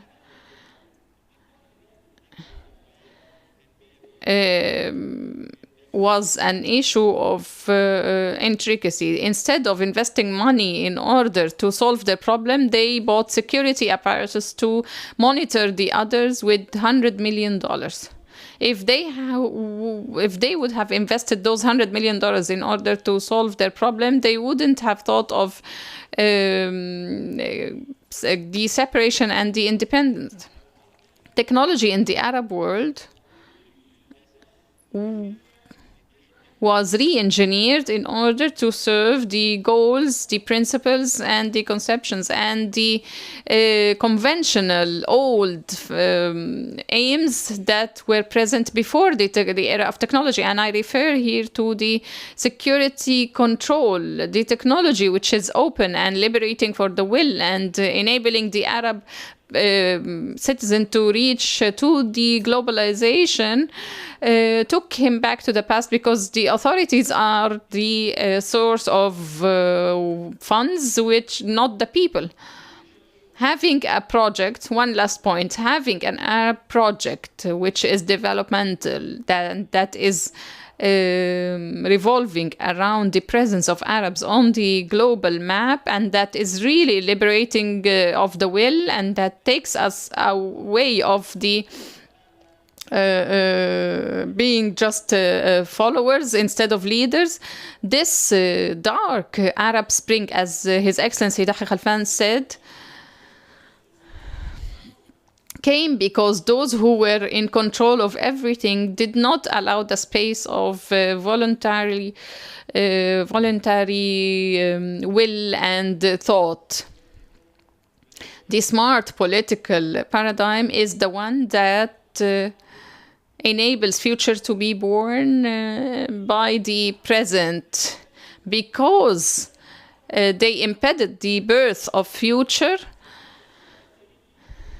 We thought that victory will be to go back to the past. This was wrong, because everything will explode again if we do not realize that technology and the revolution of telecommunication and the revolution of the youth who are now living in other countries than their home nation makes it better for us to vent those desires through an Arab project that takes us to the future instead of taking us back to the past.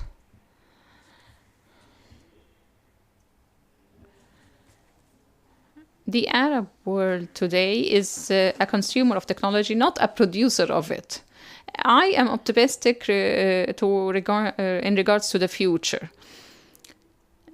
On one condition, if education became a priority in our Arab countries, and if we invest in the scientific research, and if we take the development path, 45%, which is around half of the students who are pursuing their studies abroad stay there. They do not come back to their homeland, which means that we are losing the best brains, and we will face a problem in having such intelligence that will enable us to realize our future goals.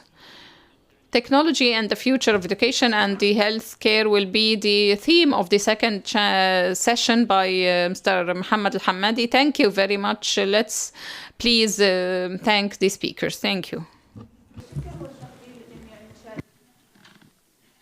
عنوان التكنولوجيا ومستقبل Technology and the future of education and healthcare and health. A panel by moderated by Mr. Mohammed Al-Hammadi, a journalist and writer.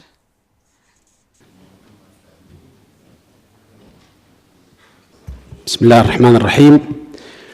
In the name of God, good afternoon. We would like to welcome you in this symposium in its 7th edition, the Symposium of the Storm of Thought Alliance. I would like to thank His Excellency Dr. Jamal Al-Suwaidi for his keenness on holding such sessions throughout the previous years. Today, I think that we are discussing a very important topic in this session, which, of course, elucidates the challenges of the future. And I think that the keynote speech of His Excellency Sheikh Nahyan gave us a reflection of the nature of such challenges and paved the way to this session. I don't want to take a long time because time is limited. Our session revolves around the future of technology, media, and health. And of course, today when we speak about artificial intelligence, we feel that this phrase or this advancement is reaching to each and every detail of our lives, and especially, of course, education and health.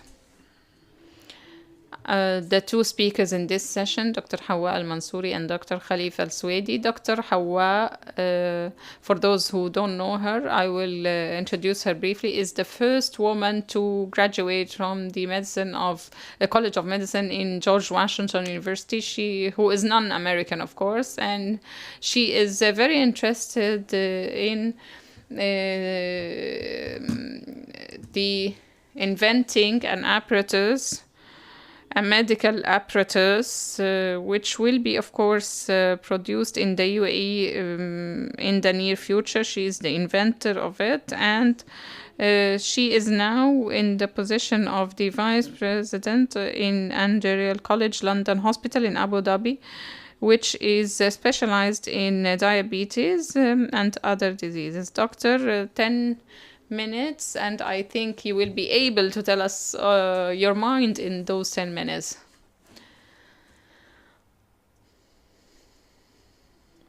Peace be upon you. There's no much time. I'll be very brief.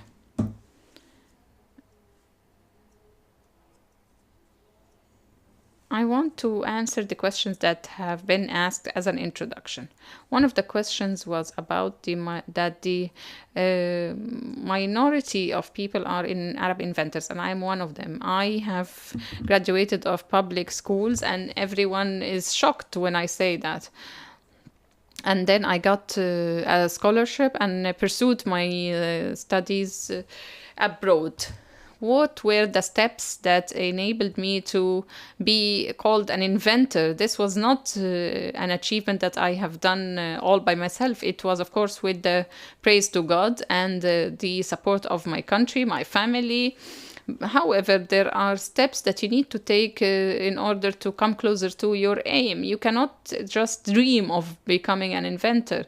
You need the will, and you need to take certain steps. And to be brief and to the point, the key is to reach to the right information of how to reach to your destination. What is the first step, the second, the third, and the fourth on real grounds, not to impress people or impress those who are around you, that you are doing something impressing. Impressing is good, but however, you need to achieve in real. And when it comes to technology, there are multiple types of technologies, the AI and the genetic treatment that is, of course, now used in the USA. A lot of technologies that enable the patient to communicate even with his physician remotely through an app. And one more time, to come to the point, the key is to select the technology that suits us best, not the technology that will impress. We need to select the technology that serves our aim, our interest, and the interest of our people. It could be even cheaper. It could be better than other technologies. It is not always necessary that the most expensive of technology are always the best.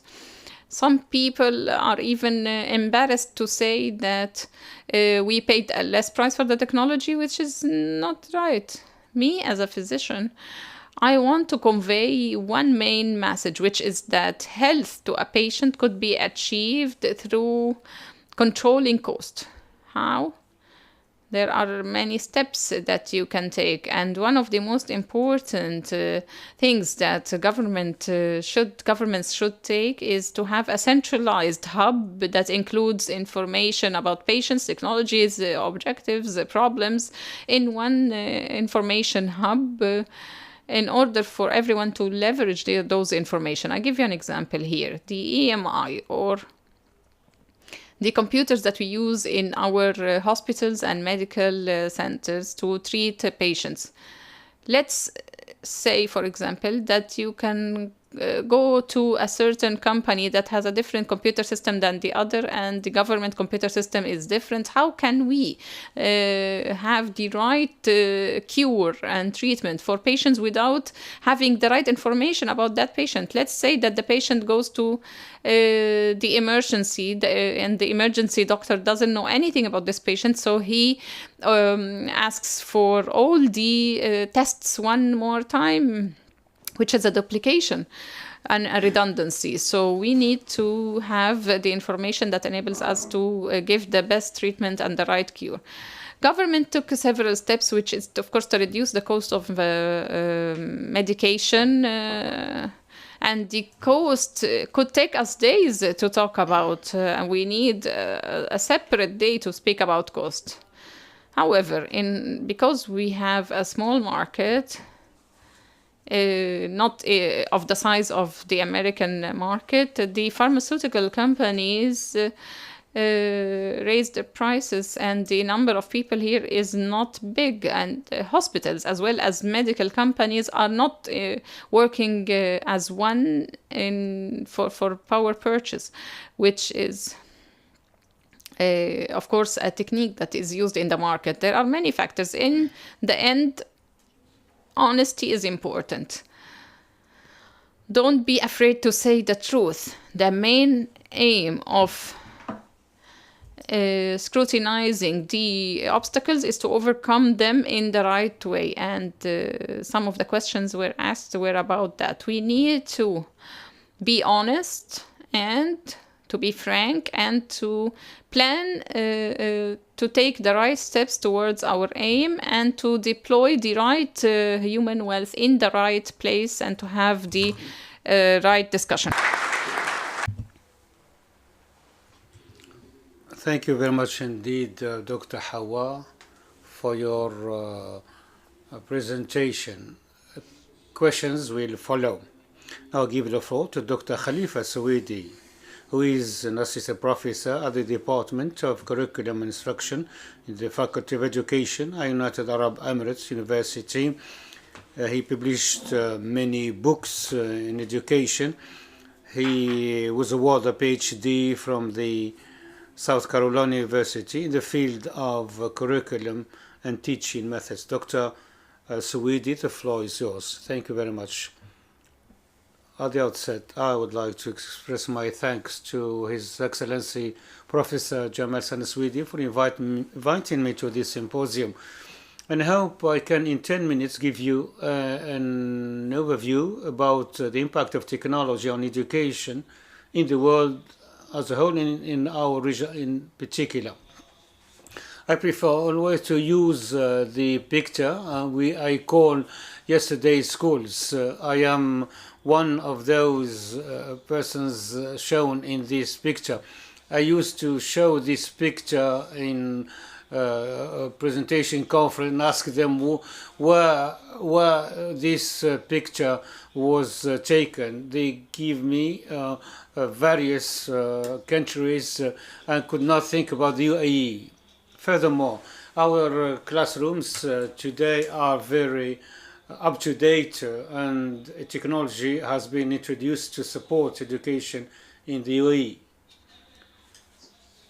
I would like to start with the intriguing questions. First question: Are you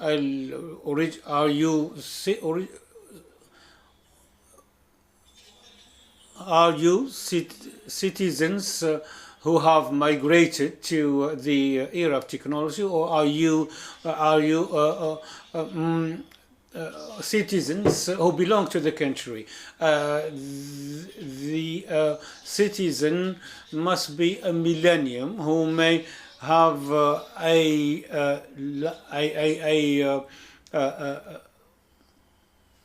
a device, an iPad, for instance, and another tool. This is the main, because we are those who have migrated to the world of technology are not in a position to comprehend this world. This was the conclusion of an international conference organized in the developed country about the native digital age citizen. We are not part of that. Second question: is the gap between a native and migrant citizen? Of course, there is a huge gap. I'll give you an example. If your son or daughter tells you he or she is not in need of a book, we as migrant citizens, we still are closely linked to the paper book.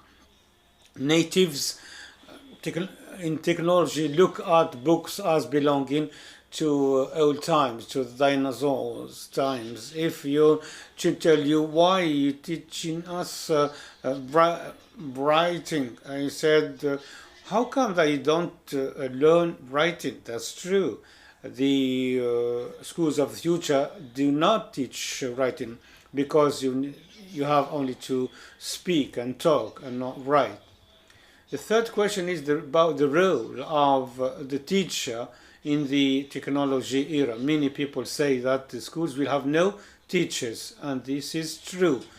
If the teacher will perform the same role as he or she does today. But at the end of this presentation, I'll tell you what role is expected from the teacher. How can we harness technology and not be a victim of technology? This is a difficult question, and maybe Professor Jamal Saswidi will think about holding a conference about these points. The last point is that now the machine has ceased to be an assistant to the teacher. It has become the teacher himself.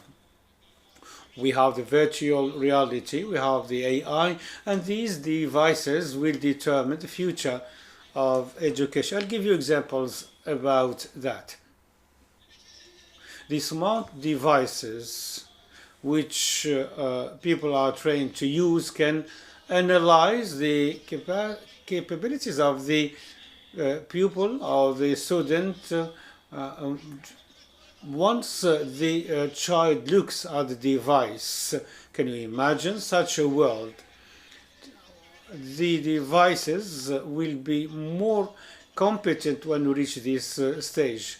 These devices can determine the intelligence of the child, what he or she needs and what he or she does not need. These are very important things. Secondly, there won't be curricula which are good for all. The devices will adapt the curriculum as per the needs of the child. So we will not have from kindergarten to grade 12 curricula will be flexible. You can study certain curriculum as if you are in grade 1, and another one will give you the impression that you are in grade 10. These devices will determine what level of intelligence you have. The curriculum will be interactive. There won't be a frozen curriculum that is published the year before. Curricula will be flexible to change on a daily basis. Moreover, the curricula can provide the child with tools such as those that can make the child make more efforts in a certain field so that he or she can improve his or her level. Assessment or exams. In the future, exams will be based on correction. Current assessment give grades. The curricula of the future will correct the path of the child to achieve his or her goals. Imagine the ability or the capacity of these students. I may have up to 1 million students who study the same curriculum today. These devices can send a warning to each student, teacher, or student about the fields where the child excels and the weaknesses of the child so that he or she can improve. And the device can recommend to the family to allow their child to follow a certain path to improve his results. There won't be a failing student. There won't be a repetition of the exam. All students will succeed in the curricula of the future as they will be adapted to the abilities of the students. To conclude, in psychology we have what we call classical teaching. This is what we have today. This means that there is a motivator transferred by senses to the memory. This is the classical teaching. We change this to the language of school. We have curricula, and the teacher is the transfer process, and this is what we call a classical teaching. When we want to develop teaching in the board, we move to the third element, namely knowledge, and we can transfer knowledge through the electronic devices, and we can have teaching and learning at the same time. Those who follow this issue know that we are in the world in this case. What about the future then? This system tells us goodbye to the school, goodbye to the teacher. If the school is about knowledge transferred to the mind of the child, so why does the child go to the school then? No need for that then, based on this system. What will happen in the future then? Indeed, there are information skills which will be transferred through the various devices, and I have used the foreign terms. So these knowledge are transferred to the mind, and this is what we call the learning line. What does that mean? Let me give you an example, practical one.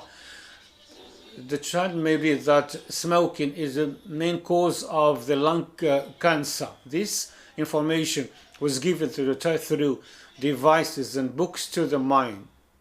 Has this child learned something? Of course, he did. Has this child been educated? Of course not. The child cannot be educated when the information is stored in the mind. We humans have been conceived in a very complex way. We don't change once the information is stored in the mind or in the memory. What then will happen? Here comes the role of the teacher, to transfer the information from the memory to the heart. This is the future role of the teacher. If the teacher wants to have a place in teaching or in the future, because the AI will be in a position to achieve the first requirement. What does it mean to transfer the information from the memory to the heart? The heart controls the human behavior. You tell me this is a religious talk. Of course it is not. The most modern studies in San Francisco, US, have shown that if further information, you can ask me about the specialized center that has studied this issue for 15 years before reaching this conclusion or this fact. Dr. Aswidi, you have only 2 minutes left, please. I can finish in 1 minute. So, if the information is transferred from the memory to the heart through teacher, here the behavior of the human change and education happens. So in the future, the school will not provide learning, it will educate. It will educate humans, because if human beings learn from machines, they become machines. Humans are the only creatures who require an incubation for up to 20 years to be in a position to live in happiness. This is a very quick brief, ladies and gentlemen, about the controversy that is taking place in our schools or in the education administrations. Will the machine replace the teacher? Yes, if the teacher only teaches. But if the teacher helps children to be educated and be better, this teacher will remain in the future. Thank you very much. I thank you very much indeed, Dr. Khalifa. I thank you, Dr. Hawa, also for your presentation. Dr. Hawa, talk to us about the future of healthcare. We want to know whether technology, AI, will allow people to live longer. What can we expect from the technological revolution, please? AI exists today, and it is being used through either apps that can give you your health status, or through algorithms, the medication steps which the doctor learns. These medication steps are about a robot that can give you steps. You are diabetic, you suffer from hypertension, and the robot can give you the medication necessary for you. But this is a robot, a software, a computer that may make mistakes, that may ask the wrong question, that may cause more problems and will give rise to a bad diagnosis. So I would like to stress the fact that technology is not always the correct solution, but at the same time, having the AI is an excellent thing. It speeds the diagnosis if it is correct. It can give you a diagnosis while you are at home. And this, of course, saves time and cost, and the time of the patient and the doctor. So the application of AI, the correct diagnosis without the presence of a doctor sometimes, but provided that the adequate time is chosen.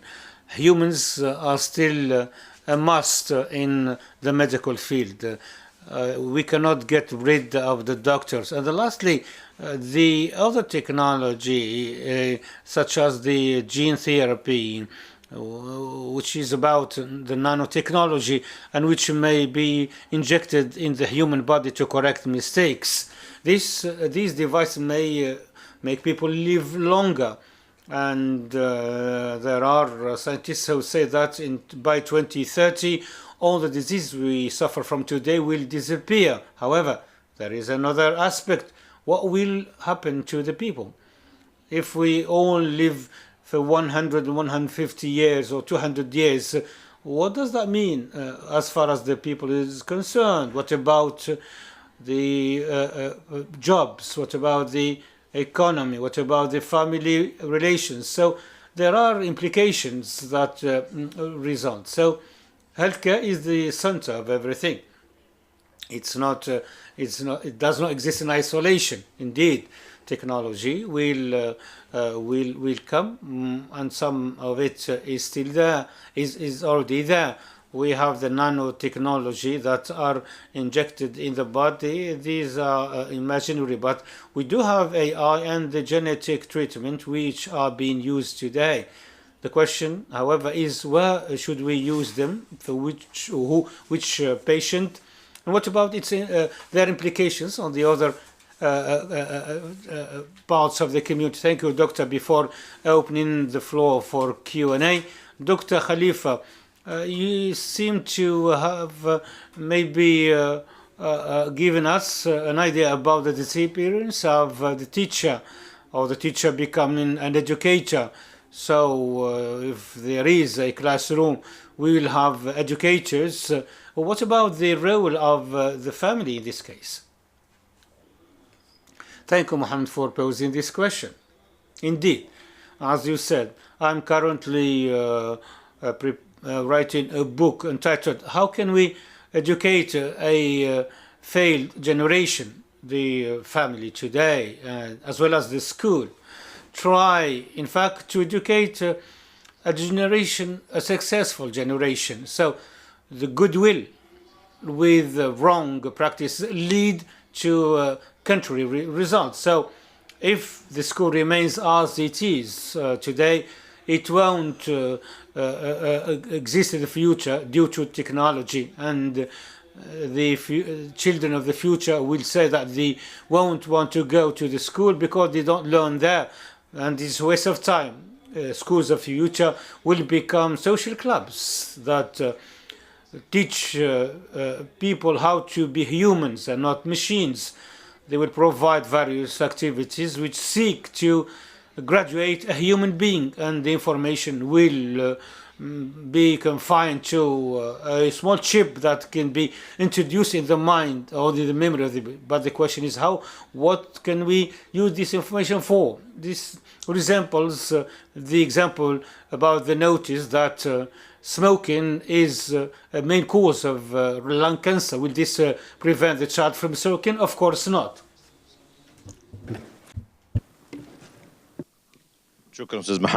Thank you very much, Mr. Muhammad. I agree with what has been mentioned in this session. It is one of the sessions that are very important and that require actually a separate conference.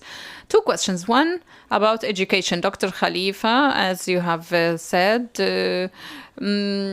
thinks that the teacher will disappear and will not need to go to schools. And I think that this will be one of the disadvantages of technology in education, because school is the place where principles of society are reflected, are enlived, and the national paradigm is based on the principles and values of any societies. Homes are different. And if I leave the student with a computer or a machine to be educated and to learn and to be raised in the proper way, I think that this will be hazardous. And this doesn't mean that I disagree with you. It will happen. But however, what is our role as societies? Dr. Hawa, I have read your biography and I have seen that you have been and are still in the British Institute, the Imperial Diabetes is here in Abu Dhabi. Yes. And I am very interested in diabetes and the genetic cure that is being applied, because diabetes is now prevalent, especially in the between the Arabs in the past 10 to 15 years. The genetic cure is something, and I'm not specialized here, is something I want to know about, because you have said that in 2030, most of the diseases that we know will disappear. So regulating blood sugar in the pancreas, if genetically cured, will be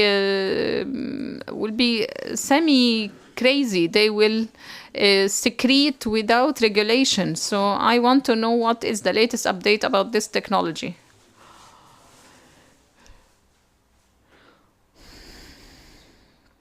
Two questions. The first, I agree with you that in the future, schools will be social communities to our children. We notice that children now get their education and knowledge from the machines and devices. And you see that they even exceed the knowledge level that is being given to them at school. Edison was a failure as a student and was expelled from school. And when his mother received his expel letter, she was ashamed and she did not tell her son about it. So I think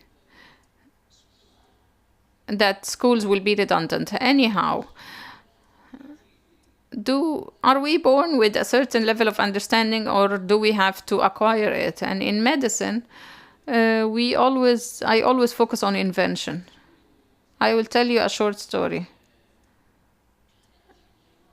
A dialogue between actors and in the old times, between a Greek person and an Egyptian actor who spoke about medicine in Greece. He said that we are very advanced in our medical sector, because a train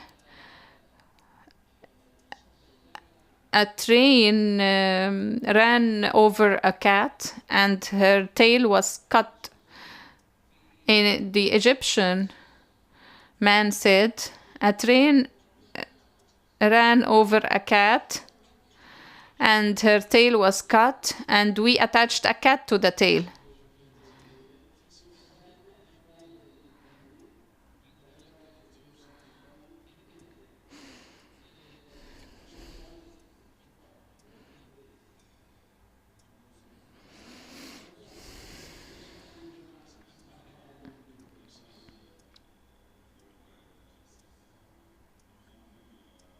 A very important session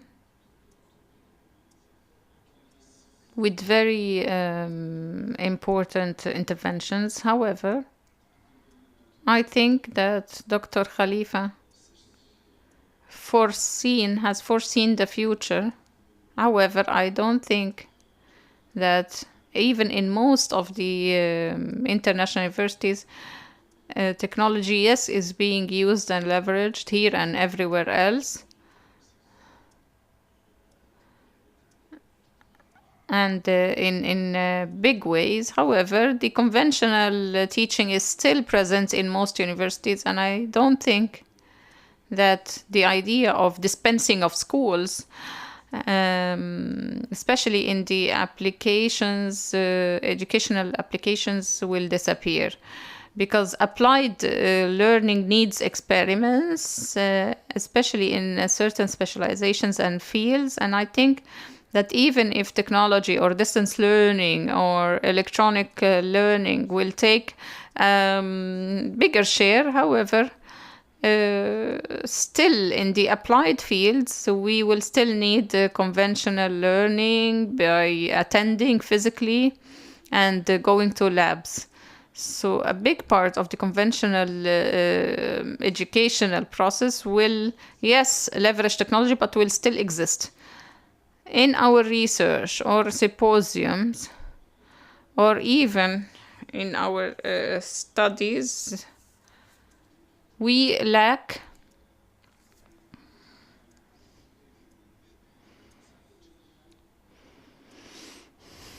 interaction. We rely on theoretical, and we rely more on the instruction in our educational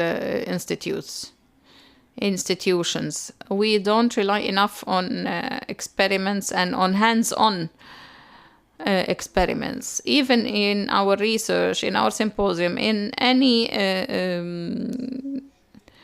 thing like that, we do not actually activate the research. We do not have a pragmatic application of research findings and studies.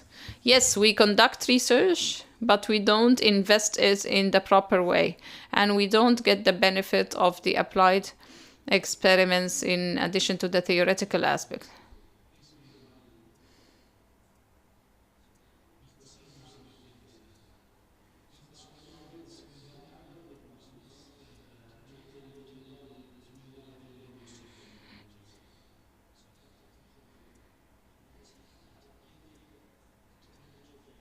We want to apply technology at schools, in schools, but we have a generation at schools who need to learn the methodology of technology usage in order to be protected of extremism, to be protected of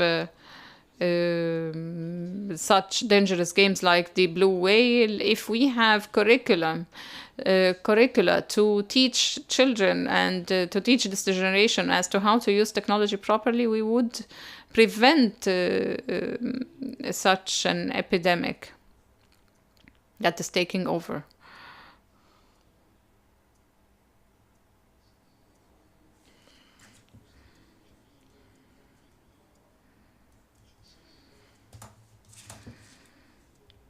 I am so interested in this session, especially in what Mr. Khalid Swedi has said about the future of education in the coming era.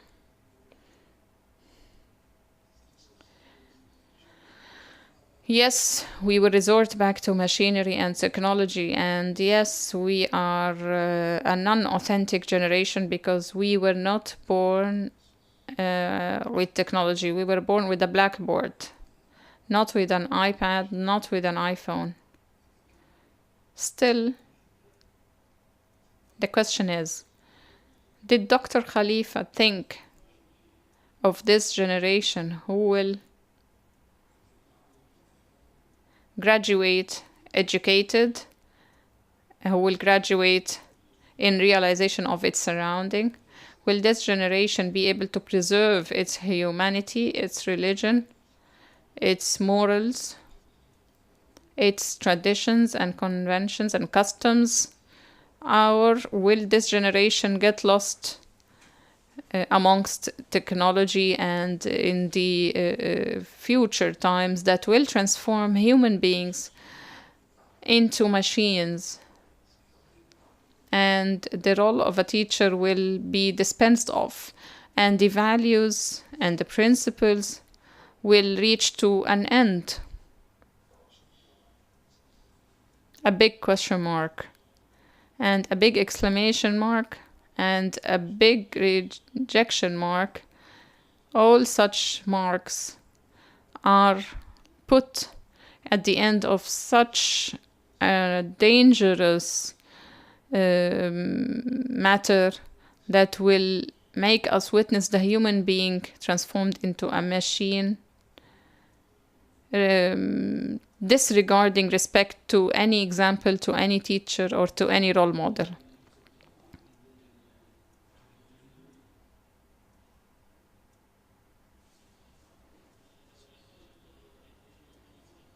Dr. Khalifa, in the future educational paradigm, where is the link between the family and the teacher in order to reach to a real education? Dr. Hawa, a lot of applications of artificial intelligence in medicine, and this has led to a lot of advancement in examination and diagnosis. Is it support to doctors and physicians, or is it trying to substitute physicians? Because, you know, the psychological condition of a patient contributes to his treatment and cure. I think that the teacher and the physician will still exist in the future. However, the mechanism of their work will change. They have to now get accustomed to all the AI devices and apparatus because they will have to use it efficiently in the future. And I think that there is a big gap between the Arab world and the other educational institutions. We have millions of refugees who are just seeking the minimum conditions of life. I have lived in the 50s eras where magazines and papers were foreseeing the future as a future with flying cars, and we are still not seeing the flying cars. And in 80s, we invited Boeing and Airbus to give us a clear picture as to the shape of planes in the future. They told us that there will be a space shuttle that will travel 50 folds the speed of sound and reaching to other destinations in the world in minutes. And we are now in 2020 and we did not achieve this. Sometimes the human expectations exceed reality and sometimes it lags behind. So we need to stay grounded. Another point, doctor, in medicine, in law, in engineering, there is a new science. Why don't we use medicine in a lot of aviation applications? There is a pilot license that should be renewed. 12 examinations that a pilot goes through, checklists, and you cannot start operating unless you pass through this checklist. And there's a duty time and minimum risk in Canada. In the USA,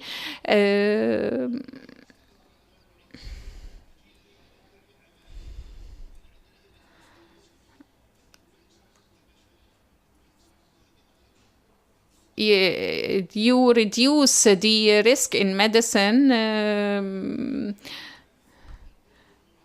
of course, by having such a checklist. You cannot start practicing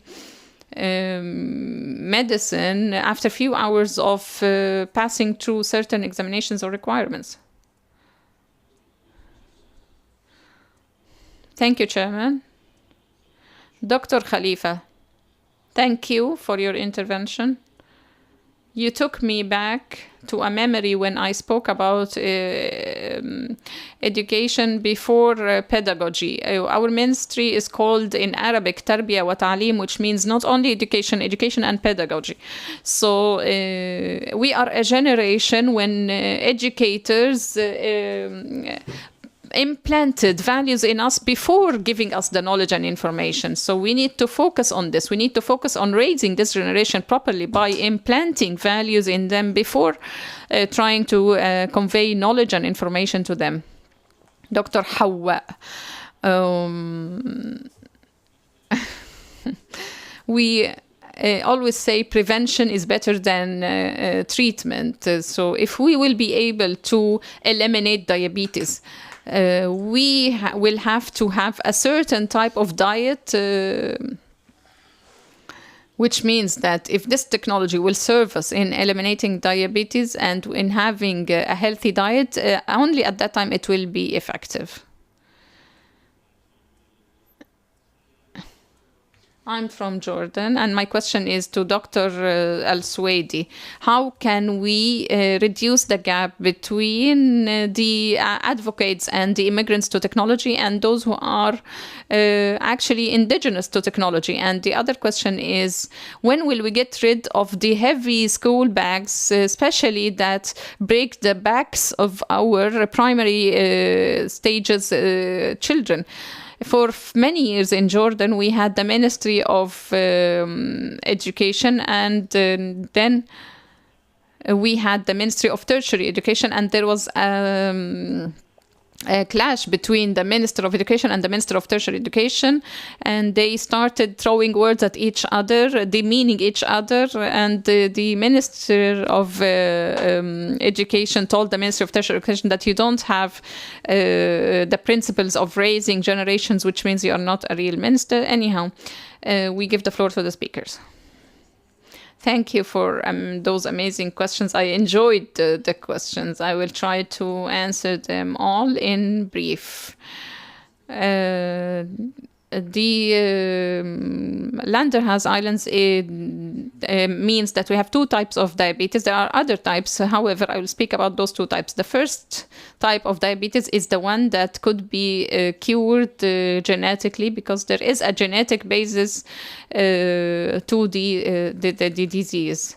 It's not related to the style of life. It is not related to exercising or having a healthy diet, which means that not all types of diabetes will be treated by technology, but a big share of it. The other question is about the second type of diabetes. We spend millions annually, and we discussed this a lot on curing diseases that could be cured very easily by changing the style of life.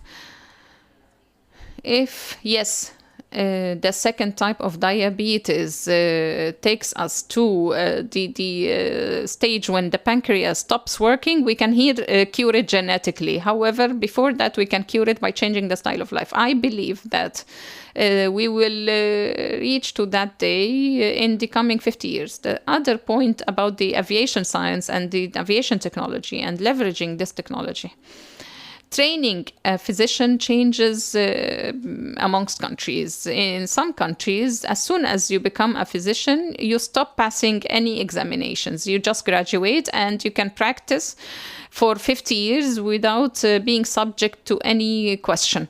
Other countries designed for licensing in a way that should be renewed every few years in order for you to prove that you are updated as to the new research, the new information, and it is obligatory. The last point is the application.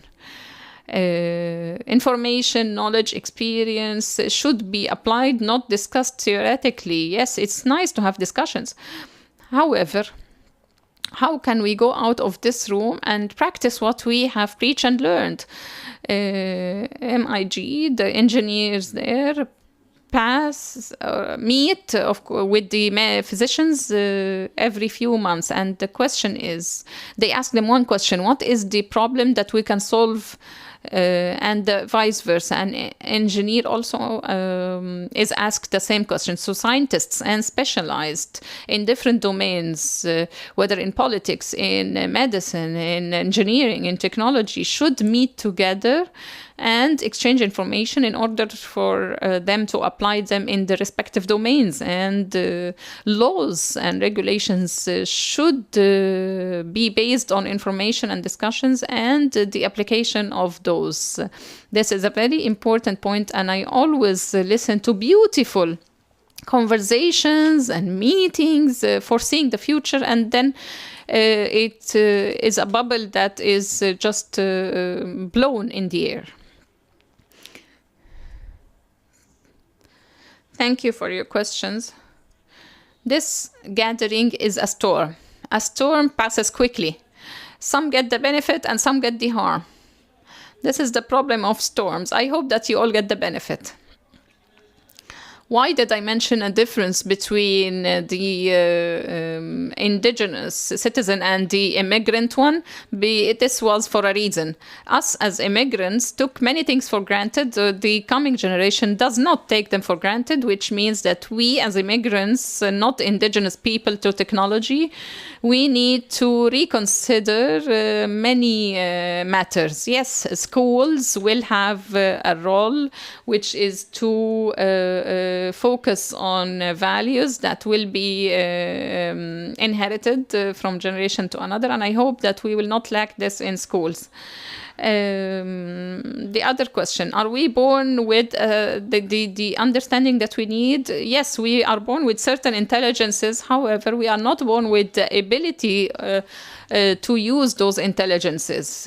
Sometimes a smart person or an intelligent person loses his potential because of his surroundings and and the society, and sometimes the opposite happens. So discovery, development, and investment are three factors needed to leverage the intelligence and the wealth of minds in a society. Schools will remain as today? No.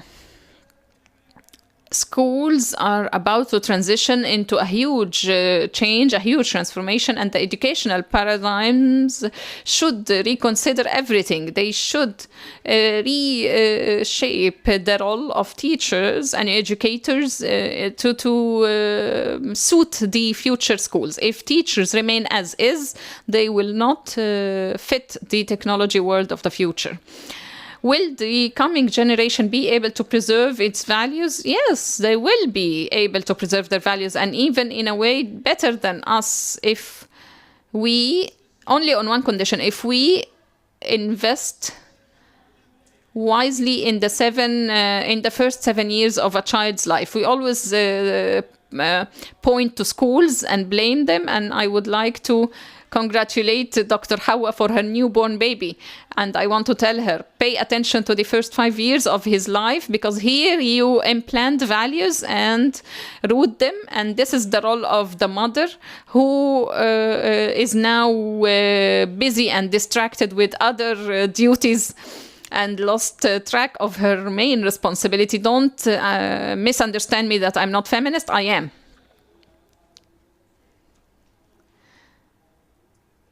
Any other point before we conclude the session? Sorry, I forgot to answer one important question, which is the relationship between patients and physicians. A very cordial relationship of a special nature. The patient tells private information to his physician that he refrains from telling other people. Machines would never substitute physicians and doctors. And patients always tell me, smiling in the face of patients is halfway through treatment. A physician who relies on the internet to get the answer to a medical question will lose his way when power goes off.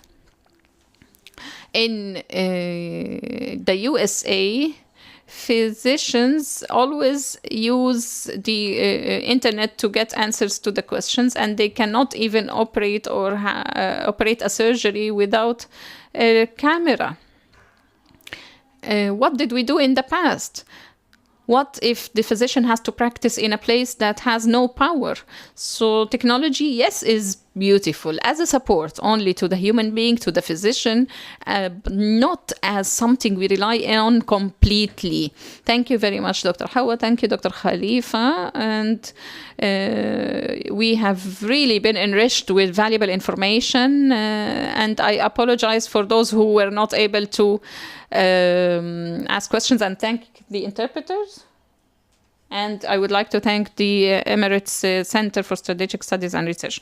Here we conclude the first day of the seventh edition of the Storm of Thought Alliance Symposium under the future of the under the theme of Arab Future in the Age of Technology. I would like to thank Mr. Al-Suwaidi, Jamal Sanad Al-Suwaidi, the Director General of the Center, and I would like to thank you all for participating, hoping that we meet you tomorrow to resume our activities. Thank you.